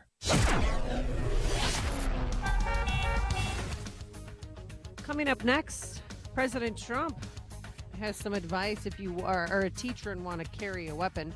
But first, here is your forecast. Plenty of brilliant sunshine right now. It is breezy, but a high near 60 degrees today. Then tonight, late night showers and spots, a low of 44. And tomorrow, mostly cloudy. Showers on and off throughout the day, a high of 53 degrees. Let's get into the Alarm Detection Systems Traffic Center. Here is Jim Telemonte. Thanks, Amy and Dan. You're not Kennedy's getting heavier. Looking at an hour and 8 minutes. O'Hare to downtown with the delays kicking in at Canfield. 38 minutes from Montrose, 34 in the Express. Outbound 17 to Montrose, 35 minutes to O'Hare. Eden's 22 minutes, like Cook Junction. Outbound 29. Eisenhower. Hour and 24 minutes, 390 to the Circle. An hour and 4 minutes from Manheim. Outbound 44 minutes to 390. Stevenson, an hour and 6 minutes, 355 to the Drive. Outbound 50 minutes, crash before Central on the left side. Ryan, 35 minutes, 95th to the Loop. I-57, 27 minutes. I-80 to the Murray's Mission 445. Southbound Lakeshore Drive, still Bryn Mawr to North Avenue. Northbound 18th Drive to Jackson. Northbound Tri-State, traffic gets the brakes, 111th to 75th. The Stevenson to the Hinsdale Oasis. And from the Reagan Tollway to North Avenue, northbound Veterans Memorial slow from the Fountain Toll to the Reagan Tollway. Northwest Indiana's good. Jim Talamonte, the Alarm Detection Systems Traffic Center. If you still haven't purchased the very best pillow, of course I'm talking about MyPillow, the 4-pack deal is back. So I strongly urge you to go online or call now to make sure you take advantage of this great deal. A great night's sleep is so important, so give yourself the gift of a great night's sleep by ordering a MyPillow. By using the promo code Amy, you'll get the absolute best deal available anywhere. The MyPillow 4-pack deal includes 2 premium MyPillows and 2 Go Anywhere MyPillows at 50% off. I love that I can move the fill to get the support I need, regardless if I sleep on my back or side. I never wake up with a stiff neck or headache. And MyPillow is made in America, washable and dryable, hypoallergenic, and has a 10-year warranty plus a 60-day money-back guarantee. So get your 50% off the 4-pack in February by calling 800-489-0201. Use the promo code Amy or visit MyPillow.com. That's 800-489-0201, promo code Amy. The secret to how the rich keep getting richer is by passing down their wealth, generation to generation. If you do the same thing, you'll be leaving a legacy and be doing one of the most important things possible for the people you love. The ugly truth is, you don't have an estate plan. Everything you own, including your house, cars, investments, everything could be tied up in courts for a year or longer. It could cost your estate tens of thousands of dollars in probate and legal fees, even double government taxation. You can avoid this painful, costly mistake by contacting Tom Fortino of the Alpha Wealth Group. Tom hosts the Alpha Wealth Hour, heard Saturday mornings at 9 on AM 560, and has been a featured expert on Fox Business, Fortune, and Money Magazine. Right now, Alpha Wealth Group is offering you a free estate planning kit if you call 630-873-6326. That's 630-873-6326. 630-873-6326. Investment advisory services offered through Retirement Wealth Advisors, Inc. Balance of Nature's fruits and veggies. I had this crazy thing happen with my eyesight. I went back to get my contact lenses done, and my optometrist, and I'm 46, he said, "This is really weird, but your eyesight is better." I'm like, I can't believe it, but I think it's these vitamins I'm taking. I'm a huge believer in the product. I've tried lots of stuff, and this is the only real thing that I've ever, because of all these comparisons with all the other stuff I've had, this is by far the best thing, and consistently. We're so healthy now on the Balance of Nature. There's no words to say how well it works. Doing good on it, really. I'm feeling my skin is softer, and I feel good. When you call, use discount code CHICAGO, and we'll take 35% off your first month's order and ship it to you free. Call 800-246-8751 or go online to balanceofnature.com and use discount code CHICAGO. Washington is full of career politicians. It's time we put everyday Americans back in charge of your government. I'm Dr. Supan Shah. My parents immigrated here with nothing in their pockets. They worked tirelessly to give me the American dream. Now, as a physician and successful entrepreneur, I'm running for Congress to bring real-world experience to Washington. I will heal our broken healthcare system, bring jobs back to the 10th District, and then term limit myself and get out of the way for the next citizen legislator. I knew it would be difficult taking on the entrenched politicians. The insiders have come after me with everything they've got, even lying to scare you from voting for the only outsider and the only candidate born right here in the 10th District. Here's the choice you have: more of the same or a new path. You can vote for politics as usual or for common sense and real-world experience. Republicans, the choice is yours. I'm Dr. Supan Shah. I approve this message, and I humbly ask for your vote so I can bring common sense back to Washington. Learn more at drshahforcongress.com. Signature Bank is Chicago's fastest-growing independently owned business bank. It's a bank where relationships still matter. Signature Bank knows your name and your story. I'm Dan Proft, and I know this because Signature Bank is my business bank. I'm Amanda Zanger, owner of Black Industrial and Safety Supply in Hammond, Indiana, and a business customer of Signature Bank. Prior to owning my own business, I worked for a major financial institution. So when it came time to finance the acquisition of Black, I approached a big bank, only to receive a solid no. That's when Signature Bank stepped in. With Signature Bank, the process was different. Signature provided creative financing options that enabled me to purchase Black and continue to grow the business. Thanks to Signature Bank, Black Industrial is able to continue serving Fortune 500 industry fabricators and contractors with tools and safety supplies as we have since 1893. Signature Bank is looking for their next success story. To learn more about turning your business vision into reality, visit signaturebank.bank. Signature Bank, helping local businesses succeed. Member FDIC, Equal Housing Lender. If you like your health care plan, you'll be able to keep your health care plan. Period. No, Mr. Obama, we can't. That was the 2013 PolitiFact lie of the year. In 2017, Blue Cross canceled 97% of their policies. Because your 2017 Blue Cross policy was canceled, you're still eligible to purchase a new plan under special enrollment until March 1st, even though Obamacare open enrollment has ended. And depending on your income, you may find a more affordable plan. Better yet, the Obamacare mandate will be repealed thanks to President Trump, so you'll no longer be fined by the IRS for purchasing lower-priced, short-term plans. There's no one better to help you navigate the Obamacare maze than C. Stephen Tucker. He's a 20-year licensed broker who I know and trust, who's been educating listeners for more than 6 years. Steve, how can our listeners get in touch with you? Thanks, Dan. They can visit healthinsurancementors.com or call me directly at 630-674-1551. That's 630-674-1551. Ricardo Muti and the Chicago Symphony Orchestra return to Wheaton College Friday, March 16th at 7:30 for a program including Haydn Symphony No. 89 and Mozart Celebrated String Sinfonia Concertante featuring violist Paul Neubauer and CSO Concertmaster Robert Chen. Seen and Heard International says Chen gives an intense and impassioned performance in a work that is virtuosically demanding, and the result is a powerful experience. Tickets start at $45. For tickets, visit cso.org.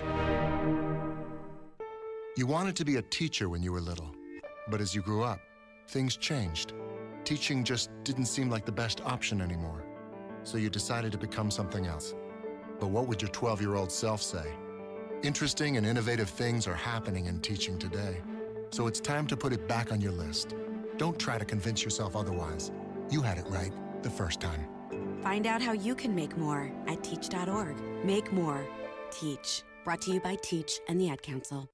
Jeannie Ives might be Mike Madigan's favorite Republican. The Madigan machine has bankrolled Ives with thousands of dollars in shady labor union cash, turning Jeannie Ives into another Mike Madigan lackey. Listen to Ives defend Madigan. Now we're going to call Mike Madigan a crook. Now we're going to call Mike Madigan a crook.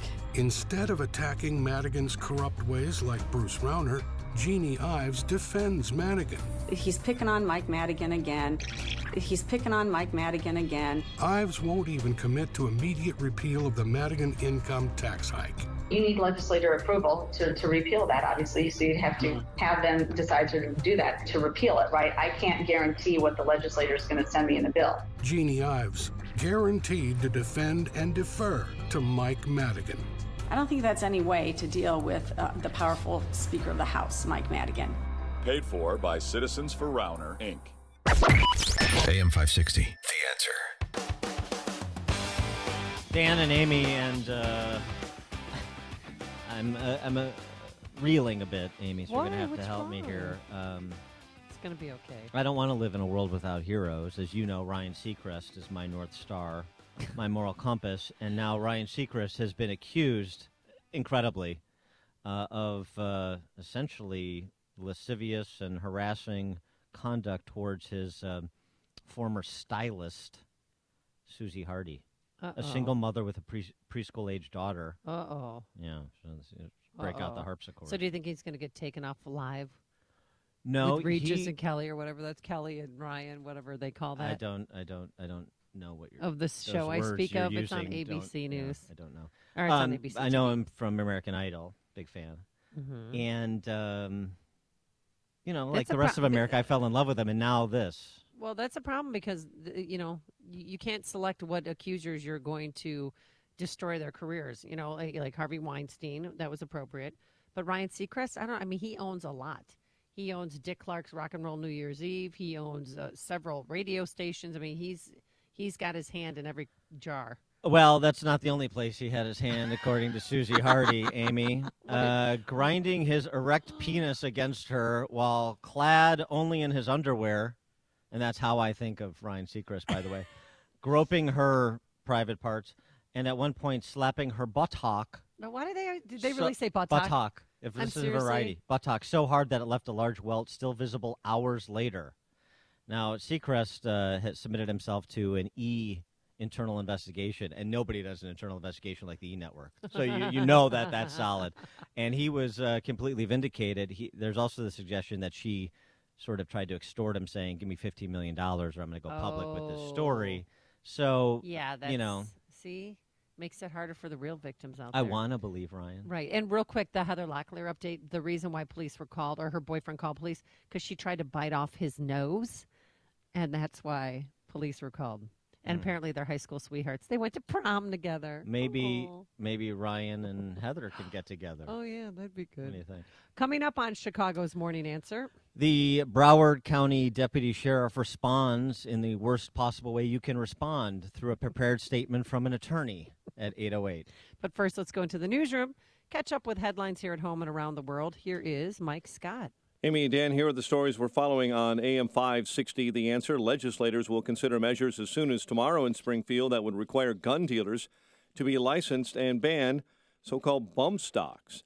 One of the Democrats running for Illinois governor says a new tax on ammunition needs to be part of the national conversation on guns. Chicago City Council Committee will hear the very latest on a new O'Hare expansion plan on Wednesday. The Bears have released off-injured linebacker Pernell McPhee. WIND Chicago News Time is 8 o'clock. There's hope for the Russian meddling investigation. I'm Dave Anthony, Fox News. Hope Hicks, the White House communications director, will be questioned today by the House Intelligence Committee. A few hours ago, her boss tweeted a bunch about the probe using two familiar words. Fox's John Decker live at the White House. Witch hunt, the president tweeting and also retweeting two well-known legal analysts with their opinions on the special counsel's Russia investigation. The president quotes GW law professor Jonathan Turley saying, "I've been skeptical about the collusion and obstruction claims for the last year. I just don't see the evidence." Also quoting Whitewater independent counsel Ken Starr saying, "We've seen no evidence of collusion. I've seen nothing. The firing of James Comey and all of the aftermath that suggests the president has obstructed justice because he's exercising his power as president of the U.S." Dave? John, you may recall President Trump getting involved in the cost of new Air Force One planes. Well, the White House claims this morning he has saved more than $1.4 billion, striking an informal deal with Boeing. We'll turn our grief into action. We have to have action. That was the president yesterday, pushing for stronger background checks on gun sales and arming teachers nearly 2 weeks after the Florida high school massacre. A state Senate committee has approved letting counties allow teachers in Florida to carry concealed guns if trained and deputized. All public schools in West Virginia closed a fourth straight day. Because the teachers are on strike. Thousands rallied in the Capitol, but Republican Governor Jim Justice says, I would tell you, as far as your pay raise, you're swimming upstream and you need to be in the classroom. The new head of the Fed will testify before Congress today, and we now know that Federal Reserve Chairman Jerome Powell will say that the economy will continue to get better, and that may signal more gradual interest rate hikes are coming. This is Fox News. Fair and balanced. 42 degrees, partly sunny skies. It is 8:02 on AM 560. The Answer. Good morning. I'm Mike Scott. Police are investigating the sudden death of a Northwestern University student over the weekend. Kenzie Crow was hospitalized Saturday, dying the following day. The cause of death unknown. Mayor Emanuel gushing over plans to expand O'Hare. This is a once-in-a-lifetime moment to literally leapfrog the competition and become, in the United States, the gold standard of what a modern transportation aviation system looks like. $8.5 billion worth of expansion could be explained as soon as tomorrow at the City Council meeting. One of the Democrats running for Illinois governor says a new tax on ammunition needs to be part of the national conversation on guns. Chris Kennedy yesterday unveiling his plan, which includes support for a federal bullet tax. One of the nation's Supreme Court justices says he cannot believe the state of Illinois is defending public sector unions that are draining state resources and demanding ever higher pensions, paychecks, and perks. Justice Anthony Kennedy blasted Assistant Illinois Attorney General David Franklin for defending AFSCME and its attempt to continue to force all state workers to pay fees for unions, which Kennedy says supports union political action. Chicago sports, Bulls no match for the Nets, 104-87, a loss at the Barclays Center. Blackhawks make one big trade before the deadline, actually multiple trades, but one big one as Ryan Hartman is shipped to the Predators for a 2018 first-round pick. And the Bears released oft-injured linebacker Pernell McPhee and safety Quinton Demps in cost-cutting moves yesterday. The news service of Napa this month, Valvoline Full Synthetic Motor Oil is on sale for $5.49 a quart at participating Napa Auto Parts stores. Quality parts, helpful people. That's Napa know-how. General States prices do not include applicable state and local taxes or recycling fees. 8:04, time for the AM 560 Business Beat. From the Fox Business Network and a service of Turnkey.pro, here's Carol Zimmer. From the Fox Business Network, Comcast, the owner of NBC Universal, has jumped into the bidding for Sky, challenging Rupert Murdoch's 21st Century Fox and Walt Disney Company with a cash offer that values the business at $31 billion. Liberty Media making a play for radio giant iHeartMedia.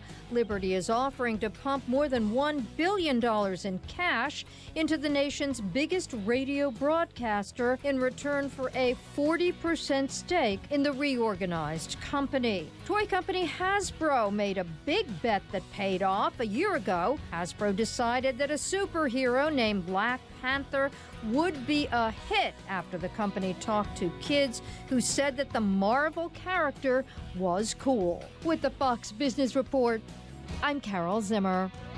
8:05, a check of traffic and weather on the way next on AM 560. Sean Hannity wants to see energy independence. I have, and if you've listened any length of time on this program, I have been pushing and pushing energy independence. Now, because of the president's energy policies, America today is on the verge of achieving global energy dominance.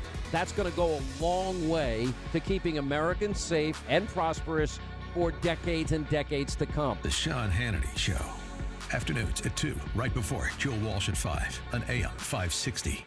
The Answer. Are you putting your retirement savings in a 401k, IRA, or investment account? Then I have one word of advice. Stop. Experts warn of a stock market crash any day now, and you could lose 50% or more of your hard-earned savings again. But you don't have to lose a penny. There's a better, safer way to save for retirement, and you can learn about it in a free report. This method continues to grow your money even when the market tumbles. To get this free report, go to bankonyourself.com. That's bankonyourself.com. Bankonyourself.com. When you're hiring, you don't want to sort through dozens of irrelevant resumes. You want a short list of qualified candidates. That's why you need Indeed.com. Post a job in minutes, set up screener questions, then zero in on qualified candidates using an intuitive online dashboard. Daryl has hired with Indeed. Nothing has been this simple, this easy, and this effective. Discover why 3 million businesses use Indeed for hiring. Post a job today at Indeed.com/hire. Search for greatness. Search Indeed. 8:06. Get an update on the roads in the Alarm Detection Systems Traffic Center. Here's Jim. Thanks, Mike. Traffic on the inbound Kennedy is jammed. Austin to the Burns Circle. There is an hour and 14-minute travel time from O'Hare to downtown. It's 52 minutes from Montrose, 40 in the Express. Outbound 13 minutes to Montrose, 35 to O'Hare. Edens, 22 minutes Lake Cook Junction. Outbound 36, the Eisenhower. An hour and 20 minutes, 390 to downtown. 56 minutes from Manheim. Outbound 48 to 390. Stevenson, an hour and 12 minutes, 355 to Lakeshore Drive. It's 46 minutes outbound.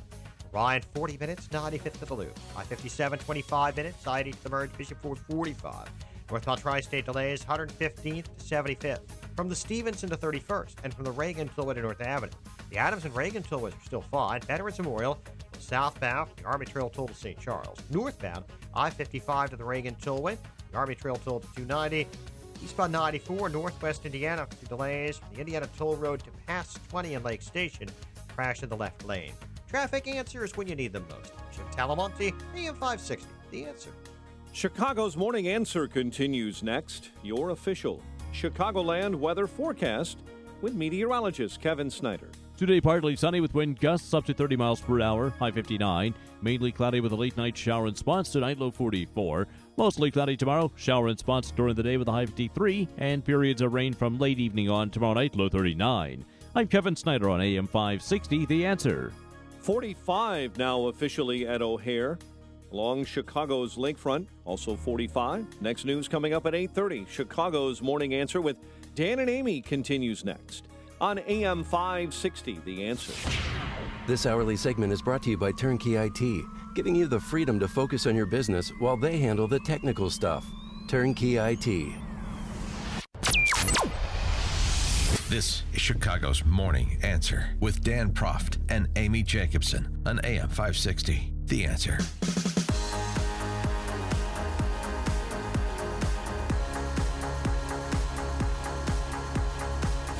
Good morning, Dan and Amy. We're coming to you live from Mueller CPAs in Elgin, part of our AM 560 Signature Bank Business Tour. And Amy, yesterday, we finally heard from Scott Peterson, that Broward County Deputy Sheriff, who was on the scene at Parkland High School, but the high school in Parkland, and did not go in, and of course has been the subject of a lot of criticism as a result. He issued a statement through his attorney. Yes. Quote, allegations that Mr. Peterson was a coward and that his performance under the circumstances failed to meet the standards of police officers are patently untrue. The statement reads, Peterson initially, quote, heard gunshots but believed those gunshots were originating from outside of the buildings on the school campus.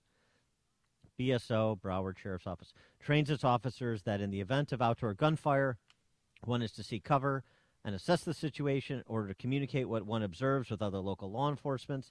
That's why he, quote, took up a tactical position, unquote, between two other buildings next to Building 12, where Cruz, the shooter, had spent 6 minutes unleashing gunfire.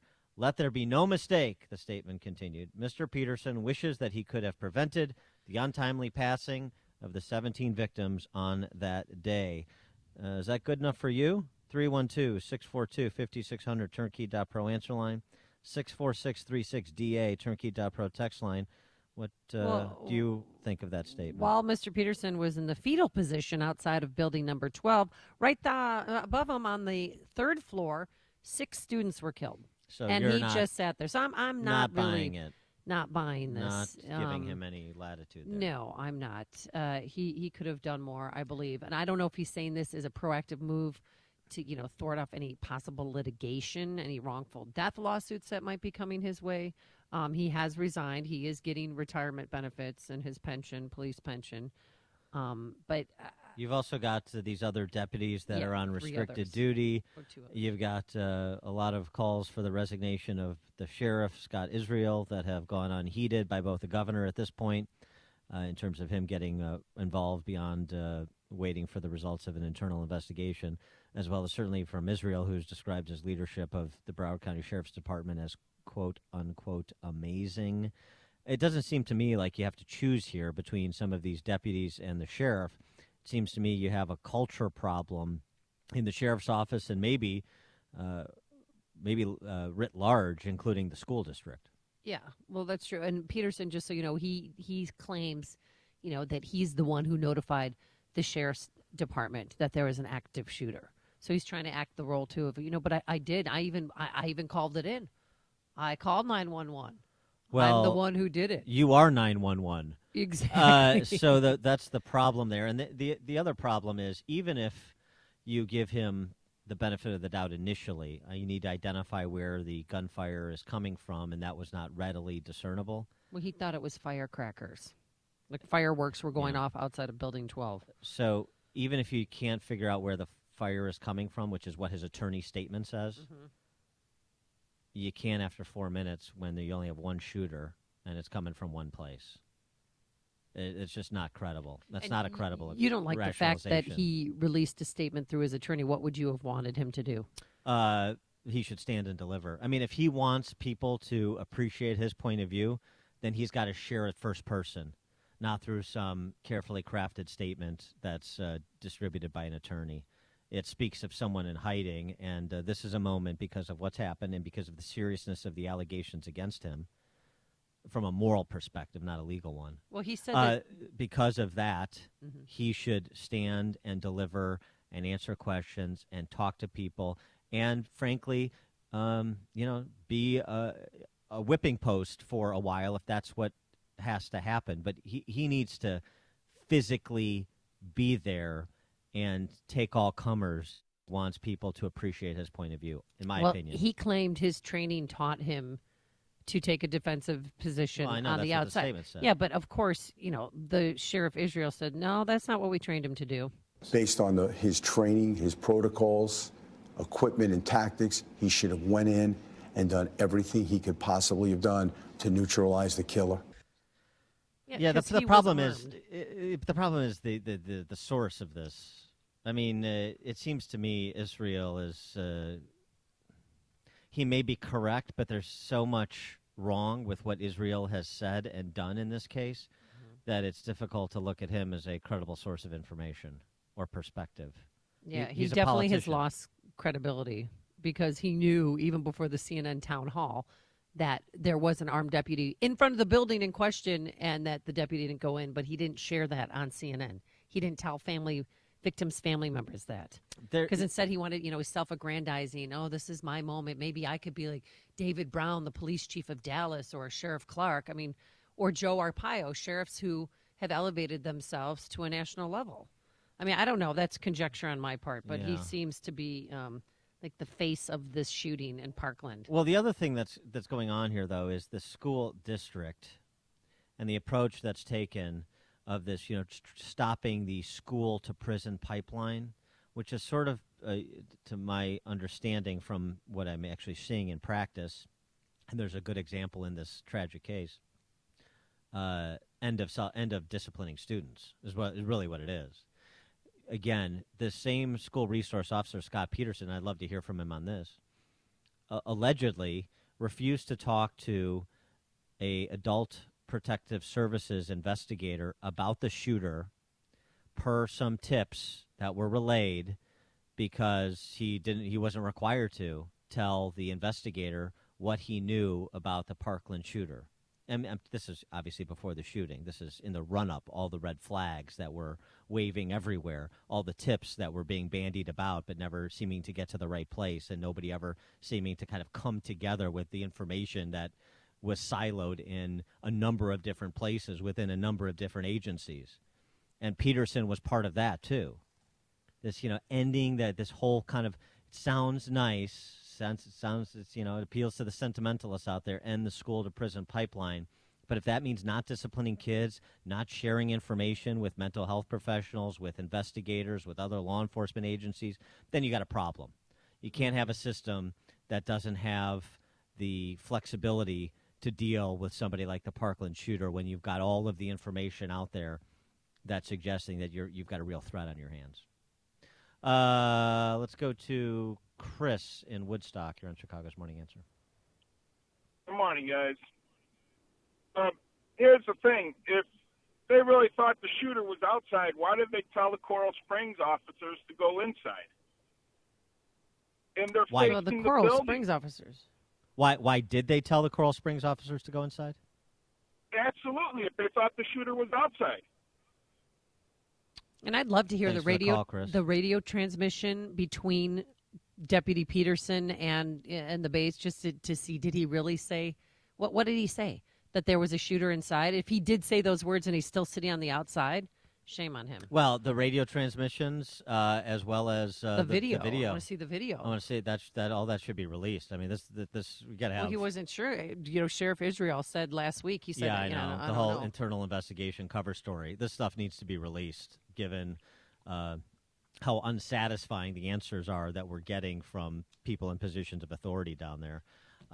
But the Coral Springs police were the ones who reportedly pulled up on the scene and went in guns a-blazing. Well, but also saw 4 sheriff's deputies outside and were upset that they saw those sheriff's deputies outside. Right. And they're the ones who ratted that out to CNN to let them know. Jim in Huntley. Hey, Jim. Hey, how are you? Jim. Good morning. Good. 2 points. Number one, it appears to me that and I understand the sheriff is an elected office, but the sheriff is more of a politician than a police officer. That's number 1 point.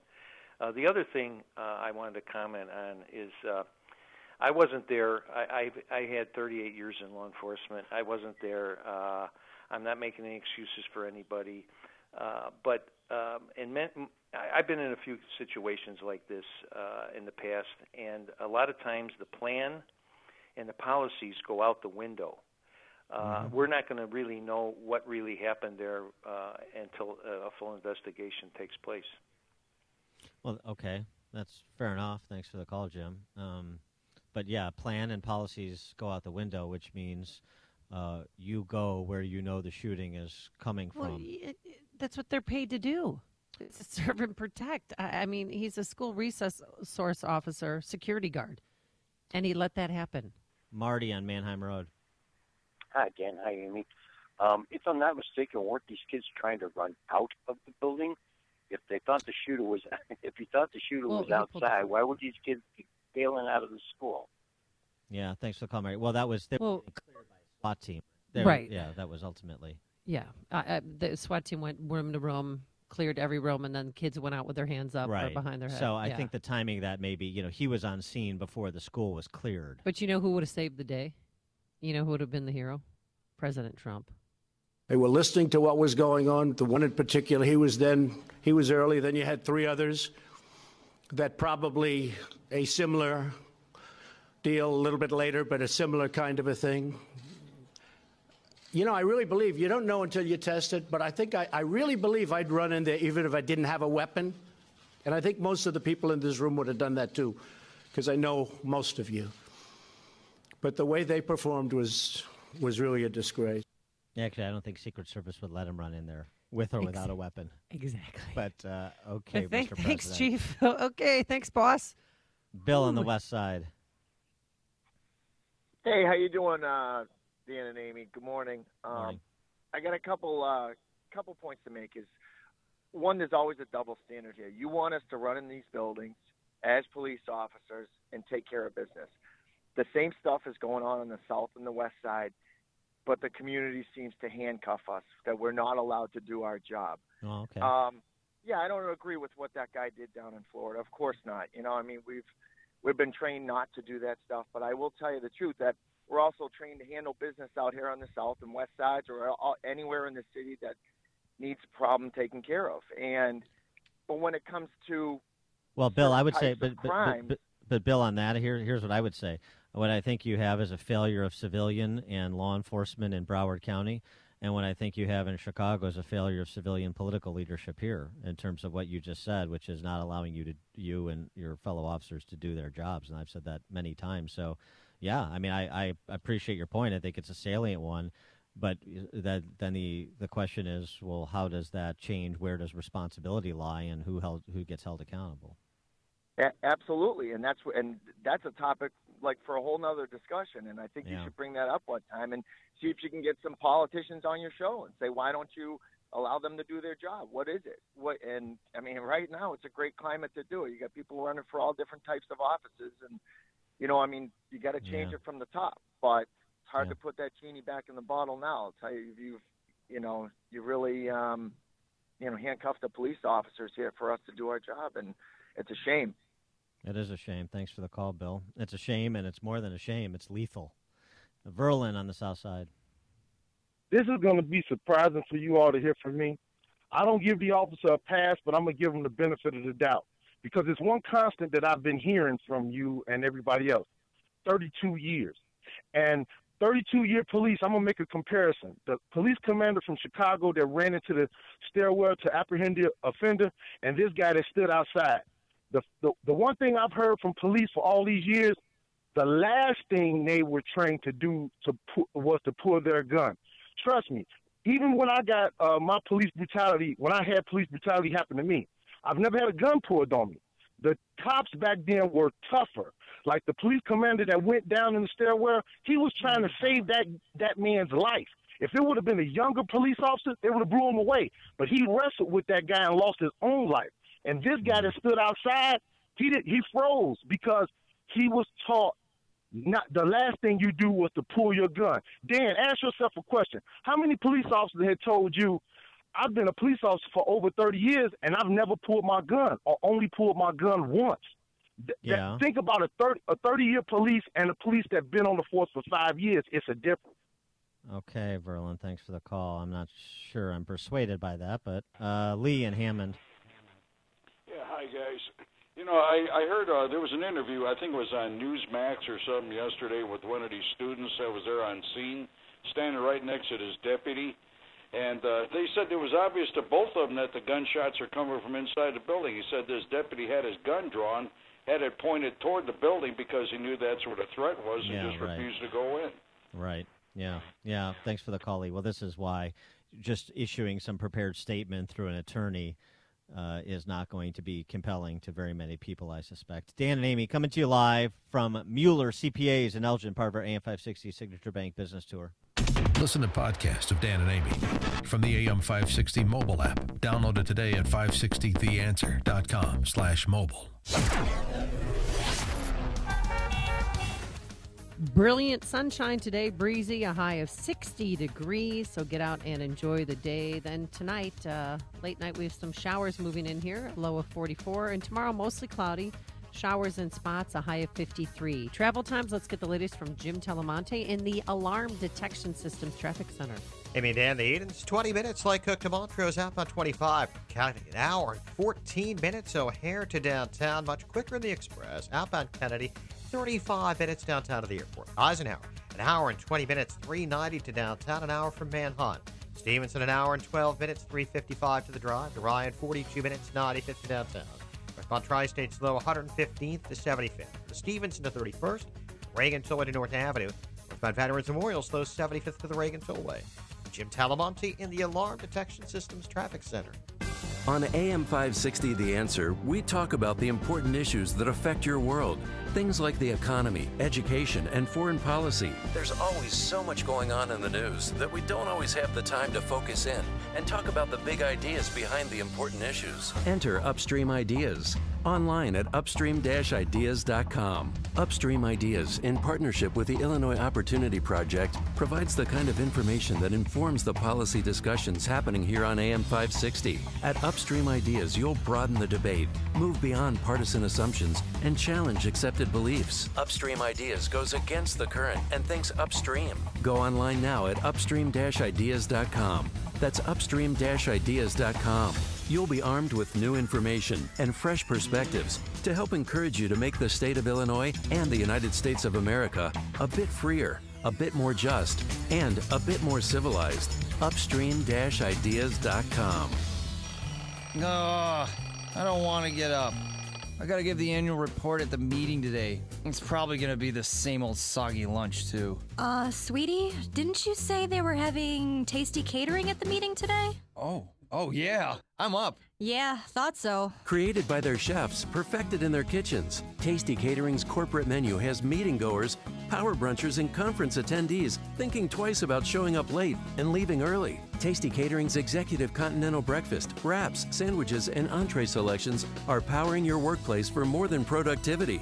Taste and experience the difference. Call Tasty Catering today to find out how easy it is to start planning your next corporate meeting or event. Let them help you create the perfect menu. Deliver everything you need, tables, plates, utensils, and more, then come back when you're finished to clean it all up. Tasty Catering, the team to call for your corporate catering. Visit tastycatering.com to see for yourself. Discover the online menu today at tastycatering.com. Balance of Nature's fruits and veggies.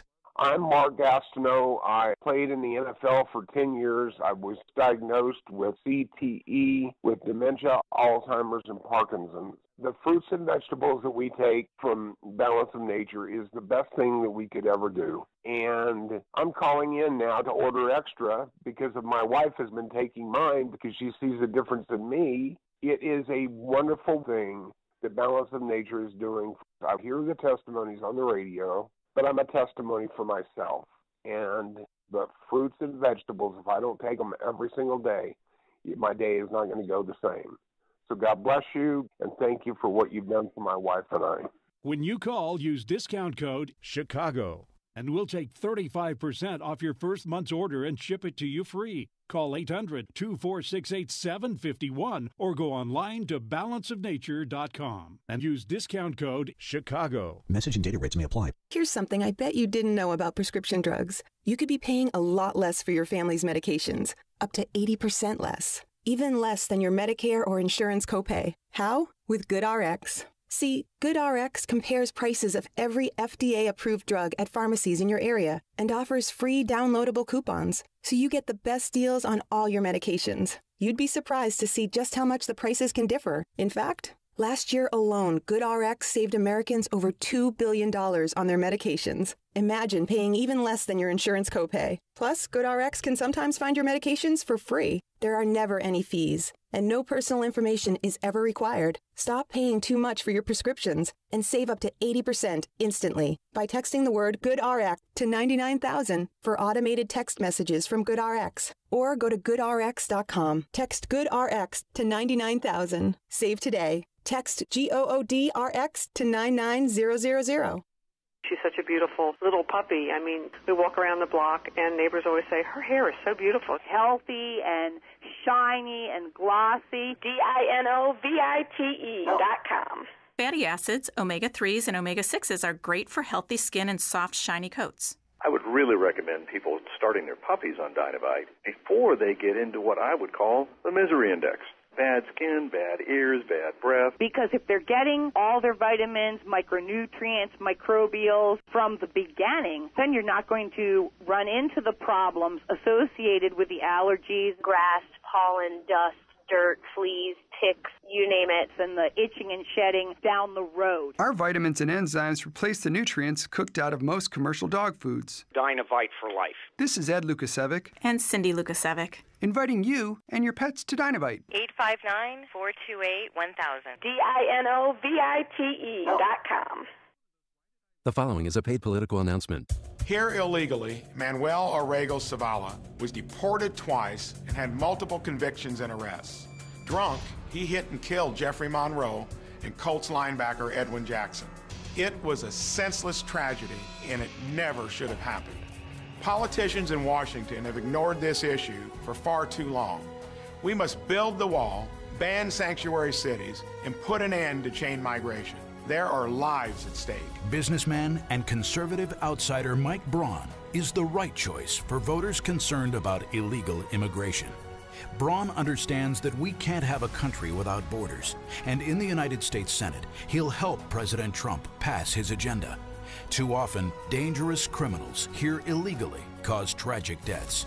President Trump can change things, and we can help by electing conservative businessman Mike Braun to the U.S. Senate. I'm Mike Braun, and I approve this message. Paid for by Mike Braun for Indiana. AM 560, The Answer.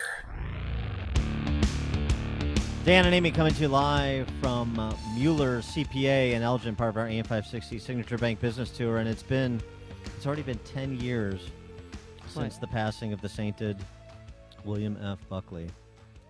And I thought I was going to play my soundbite. What's your soundbite? Because you love golf, and you're going to golf today because the weather's real nice. And President Trump said, "Why aren't you going to golf today?" Because you don't have time. I ain't got time for this. And President Trump made a great golf gun analogies that if you're good at golf, you should carry a firearm if you're a teacher. I don't want teachers to have guns.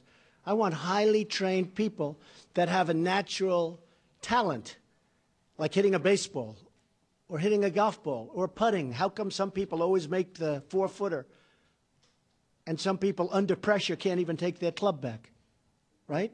Some people can't take their club back. Mm-hmm. Yeah, but enough about Ian Baker Finch. Okay. I would say that you're a good golfer, so I bet you're a great shot. There's just training that goes along with it. You don't need to necessarily be natural, like out of the womb. Okay. But okay, Mr. President, thank you for that. But coming up on Chicago's Morning Answer, this is special for you. We're going to talk to John O'Sullivan, editor-at-large of National Review. 10 years after the passing of William F. Buckley, there's events around the country celebrating Buckley's legacy, including in Chicago. We're going to talk to Sullivan about that at 8:38. But first, let's go into the newsroom. Here is Mike Scott. Amy and Dan, good morning. Good morning, everyone. 43 and partly sunny, and we have just heard that the hearing today for the accused mass school shooter in South Florida has been canceled. Nicholas Cruz was scheduled to make his third appearance in a Broward County courtroom. It was a status hearing, but reports say the hearing was removed from the docket this morning without an explanation. President Trump slamming sheriff's deputies who did not try to engage the shooter in a recent massacre at that high school in South Florida. Between the people that didn't go into that school and protect those lives and the fact that this should have been solved long before it happened, pretty sad. Speaking to governors at the White House, the president also said he believes he may have run in even if he didn't have a weapon. White House Communications Director Hope Hicks answering questions before the House Intelligence Committee. Sources familiar with that matter say Hicks will appear before the committee in a closed-door session. West Virginia's teachers' strike is moving into its fourth day. Every public school in the state remains closed while the strike is in effect. State lawmakers in Springfield taking up a package of gun control measures filed both before and after the Florida shooting massacre. Meantime, one of the Democrats running for Illinois governor says a new tax on bullets needs to be part of the national conversation on guns. Bulls no match for the Nets in a loss at the Barclays Center, 104-87. Bears have released oft-injured linebacker Pernell McPhee, and the news a service of Geico. 15 minutes could save you 15% or more on car insurance. Great news, there's a quick way you could save money. It only takes 15 minutes to see if you could save 15% or more on car insurance. Go to geico.com today and see how much you could save.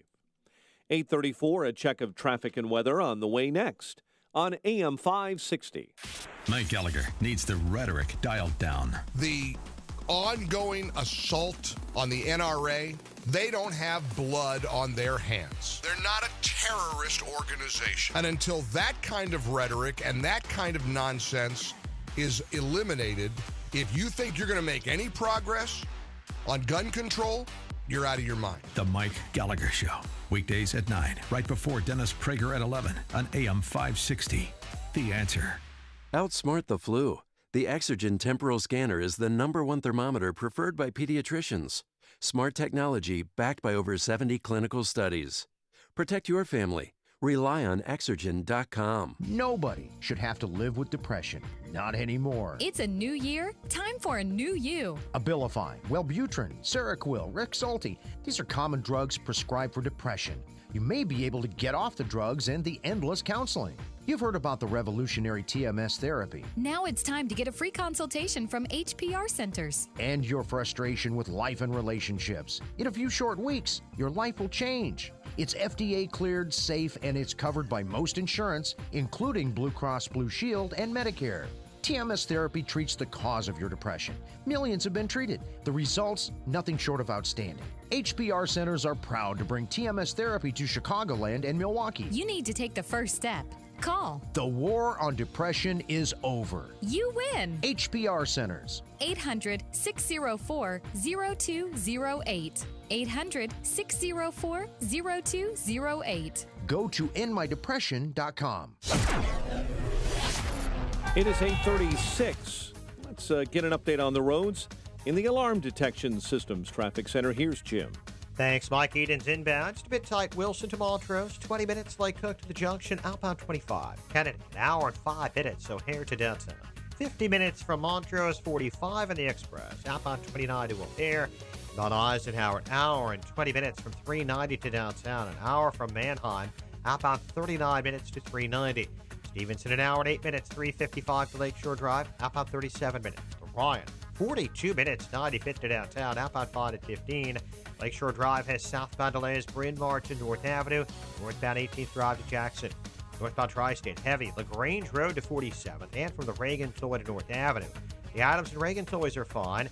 Veterans Memorials, those southbound, the Army Trail Toll to St. Charles, northbound 75th to the Reagan Tollway. Traffic answers when you need them most. Jim Talamonte, AM 560, The Answer.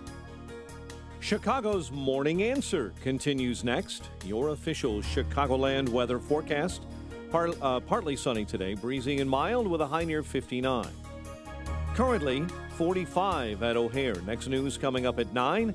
Chicago's Morning Answer with Dan and Amy continues next on AM 560, The Answer. This hourly segment is brought to you by Financial Planning with Jack Taboda, your 401k specialist, whose goal is to protect, preserve, and grow your wealth. Saturday mornings at 7.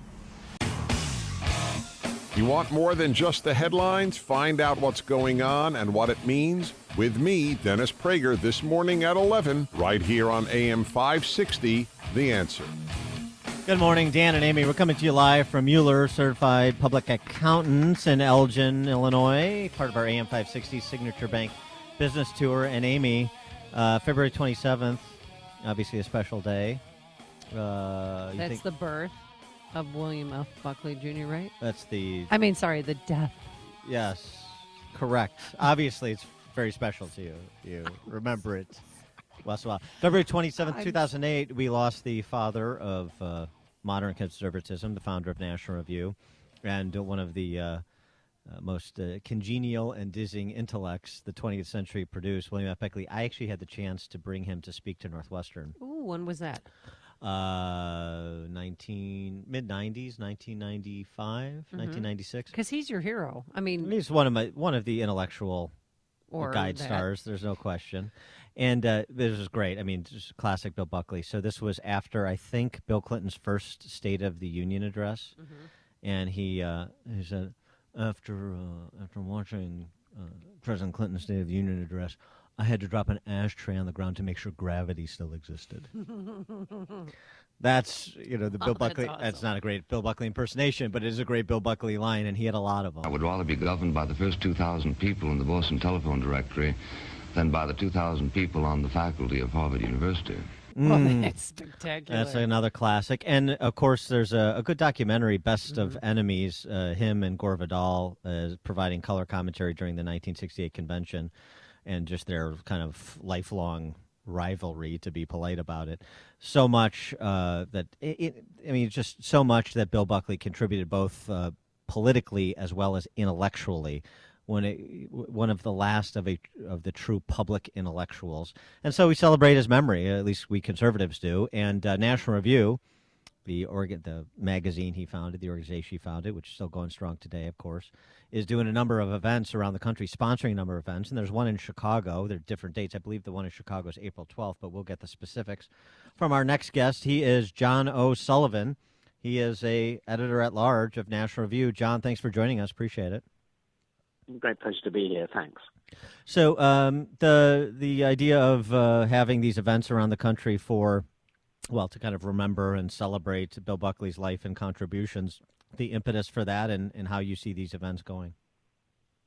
Well, it's partly, of course, because it's important to keep the memory of Bill alive and keep it green and to make plain that he still, what he had to say from 1955 when he started National Review until he died 10 years ago, to make clear that the lessons that he taught in those years are still valid, and they still are.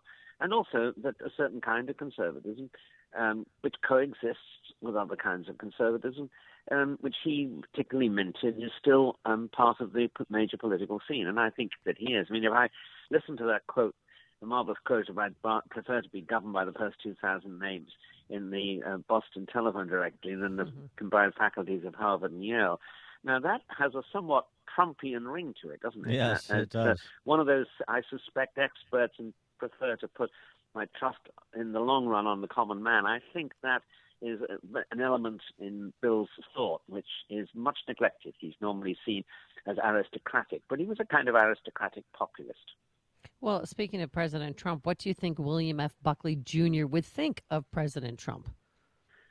Well, he would have thought a number of different things, wouldn't he? He would have been in favor of his strong patriotism. Remember that when he was a boy of about, I think, 12 or 13, Bill put up the Stars and Stripes on the wall of the dormitory in the English public school where he was sent. And he was persisted in talking to the other boys about how awful George III was. So there's that element in Bill, and there's no doubt about it. He said once time he wasn't really a nationalist, but he was using nationalism, I think, in a special term there. He was a very strong American patriot. He would have been less in favor I think, obviously, of protectionism. He was always suspicious of that. The magazine always took a strong line against it. But on the other hand, he was also a realist, both politically and economically, and he would have seen that in a world of predatory powers like China, and we've just seen big news about China reverting to a kind of cult of the personality, which means that one man will make all the decisions, really, about the future of China and the way it's going to behave in Asia and the way it's going to behave in its trade relations with the U.S. I think he would have seen the necessity for a very clear, strong line. Now, as I say, other points he wouldn't have been so happy. Yeah, and he was, of course, for the bulk of his era, the central concern was the Soviet Union, and he, of course, was a strong anti-communist, a proponent of Whittaker Chambers and others who fought communists in this country, as well as, of course, the presidents like Reagan who confronted the evil empire straight away.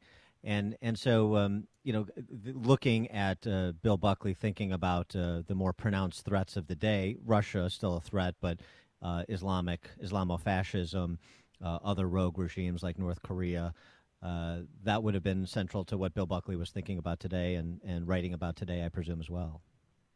Yes, they certainly would have been. And just to add to one of your points there, Bill would have been rousing people's concern which is not nearly as great as it should be, about the persecution of Christians in the Middle East mainly, but also around the world.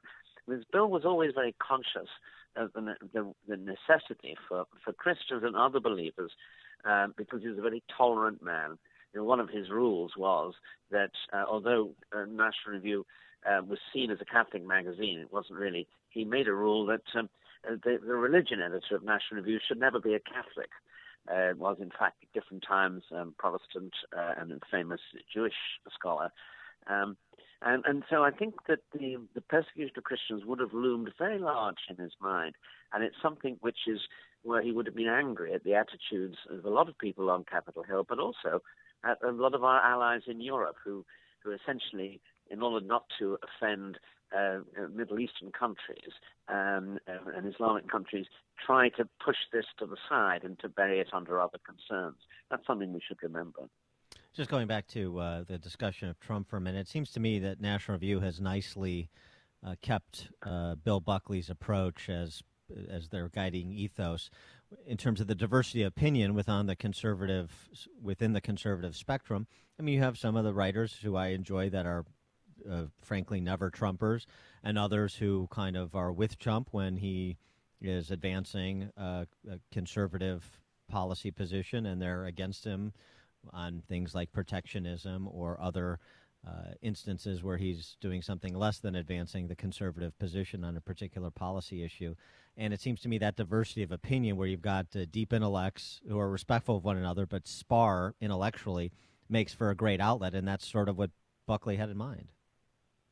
Well, of course, National Review had differing viewpoints, differing conservative viewpoints in it from day one. Bill actually liked to provoke debate and argument and indeed quarrels between some of the leading figures, like on the one hand James Burnham and on the other hand Wilbur Kendall. These were giants of conservative thought, and he very much enjoyed watching them fight and squabble. He was generally himself, as he himself said, a Burnhamite. He was very influenced by James Burnham. But I think the same thing is true now. Rich is the ringmaster of an extremely quarrelsome circus at times, but he manages to keep the show on the road. And I think that you've got, on the one hand, as you mentioned, somebody like Victor David Hanson, the classical liberal, the classical scholar, and the man who's an expert on the techniques of war, who is very strongly for Trump. And on the other hand, you've got, say, Jay Nordlinger, whose latest book has been on the children of monsters like Stalin, but who is himself rather very critical of Donald Trump and of the Trump presidency. And between these two, you've got about 5 or 6 people I could name who are outstanding in what they write and in their field, but who debate these questions all the time. It's very much the same kind of magazine under Rich as it was under Bill, and as I hope it was under me in the 10 years which I edited it. I always felt that we were the forum, we were the arena in which conservatives debated all the big issues, and that meant we had to have a big welcome sign to all conservatives on our front door. So a couple of years ago, I went to see a screening of Blazing Saddles, after which Mel Brooks came on stage and regaled the audience with his comedic stylings for an hour. It was fantastic. And, of course, the question that's asked to Mel Brooks everywhere he goes where he does these shows is, do you think Blazing Saddles could be made today? And he answered, no, I don't think it could be made today. And as much as we talk about Buckley's writings and National Review, his television show, Firing Line, was an important part of his legacy and his influence. And I wonder in our politics today with the cable news channels and kind of the 5-minute pundit free-for-alls, do you think Firing Line could be made today?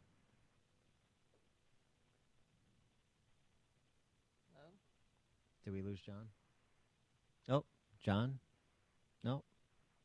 Maybe you lost him at Mel Brooks. He went to go see Blazing Saddles, apparently. All right. Well, I don't know. Maybe that was too tough a question. He couldn't bring himself to answer that question. He pulled a Michael Wolff. He did. He's pretending he can't hear me because he doesn't want to answer that question. I can't hear. All right. We'll offer John O'Sullivan back, and I'll muse during the break and answer that question about Firing Line myself. Dan and Amy coming to you live from Mueller's CPAs in Elgin, part of our AM 560 Signature Bank Business Tour. There's only one radio show in Chicago talking about today's biggest stories and telling you what they really mean. That show is this one, Chicago's Morning Answer on AM 560, The Answer.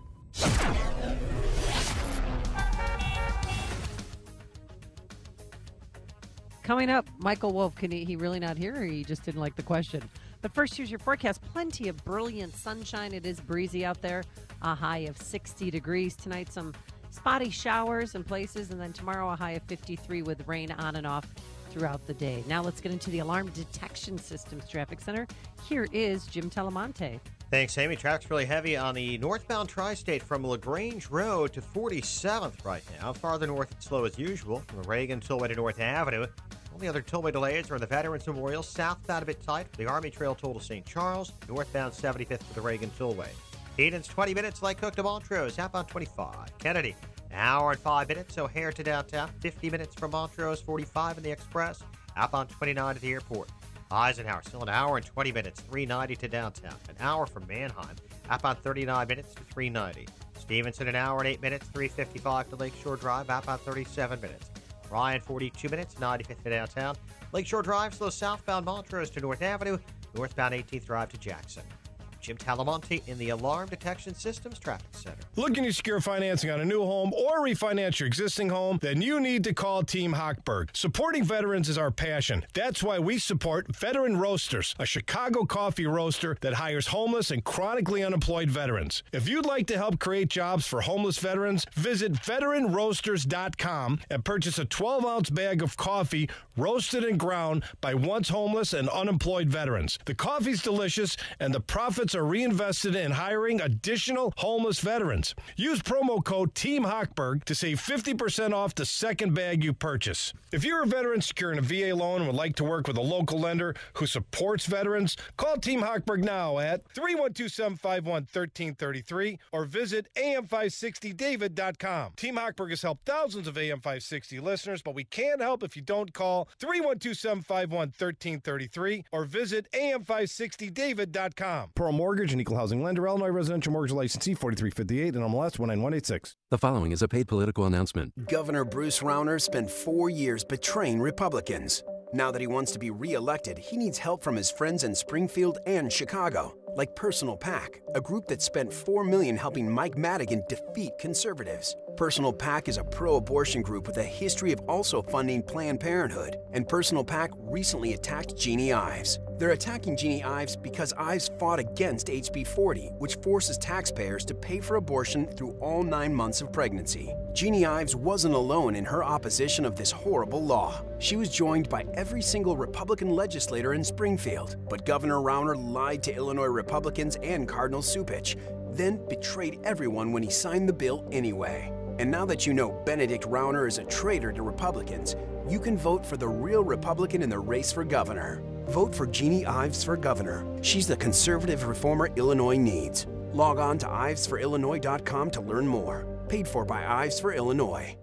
If this were just any door, and this were just any ignition, connected to just any transmission, in just any vehicle, then perhaps it would be okay to buy it from just anyone. But this is not just any car. It's a certified pre-owned Mercedes-Benz.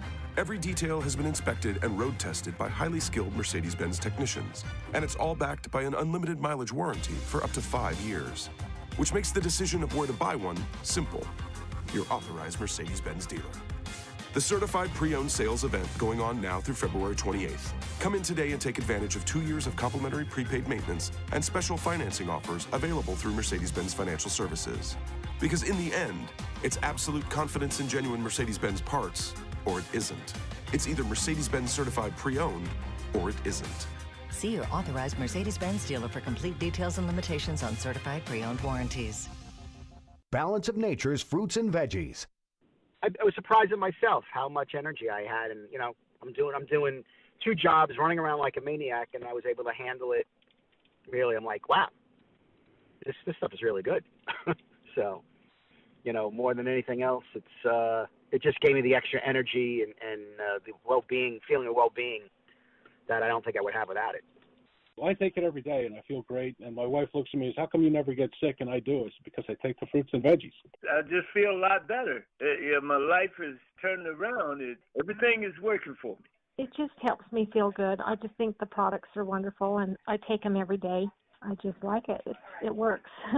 When you call, use discount code CHICAGO, and we'll take 35% off your first month's order and ship it to you free. Call 800-246-8751 or go online to balanceofnature.com and use discount code CHICAGO. So after the holidays, I noticed that I put on a few pounds and I wasn't really happy. I always work out, but I wanted something to help boost my metabolism, to help me lose those pounds that I gained. And with Calitrin, I take the liquid Calitrin. It's an all-natural weight loss formula that enhances the ability of lean muscle to burn fats and sugars. And here with more on that is Elizabeth. So do you lose inches first before you notice the pounds lost? Absolutely. When you're building that lean muscle, you always want to go with inch loss first before the pound loss. And, I've got to say, too, it's not a quick fix. This is a product where you're going to see inch loss first, and then the pounds come off after that. But I will say you're going to keep it off for good because you're doing it exactly the way that your body wants to, burning those fats and sugars more efficiently. Just go to toploss.com. Check it out for yourself. That's TOPLOSS.com. Today, we've got a free gift with every purchase of Calitrin. And also, don't forget to use promo code Amy to save 10% on your order today. That's toploss.com. Thanks, Elizabeth. Washington is full of career politicians. It's time we put everyday Americans back in charge of your government. I'm Dr. Suppan Shah. My parents immigrated here with nothing in their pockets. They worked tirelessly to give me the American dream. Now, as a physician and successful entrepreneur, I'm running for Congress to bring real-world experience to Washington. I will heal our broken healthcare system, bring jobs back to the 10th District, and then term limit myself and get out of the way for the next citizen legislator. I knew it would be difficult taking on the entrenched politicians. The insiders have come after me with everything they've got, even lying to scare you from voting for the only outsider and the only candidate born right here in the 10th District. Here's the choice you have: more of the same or a new path. You can vote for politics as usual or for common sense and real-world experience. Republicans, the choice is yours. I'm Dr. Suppan Shah. I approve this message, and I humbly ask for your vote so I can bring common sense back to Washington. Learn more at drshahforcongress.com. Signature Bank is Chicago's fastest-growing independently owned business bank.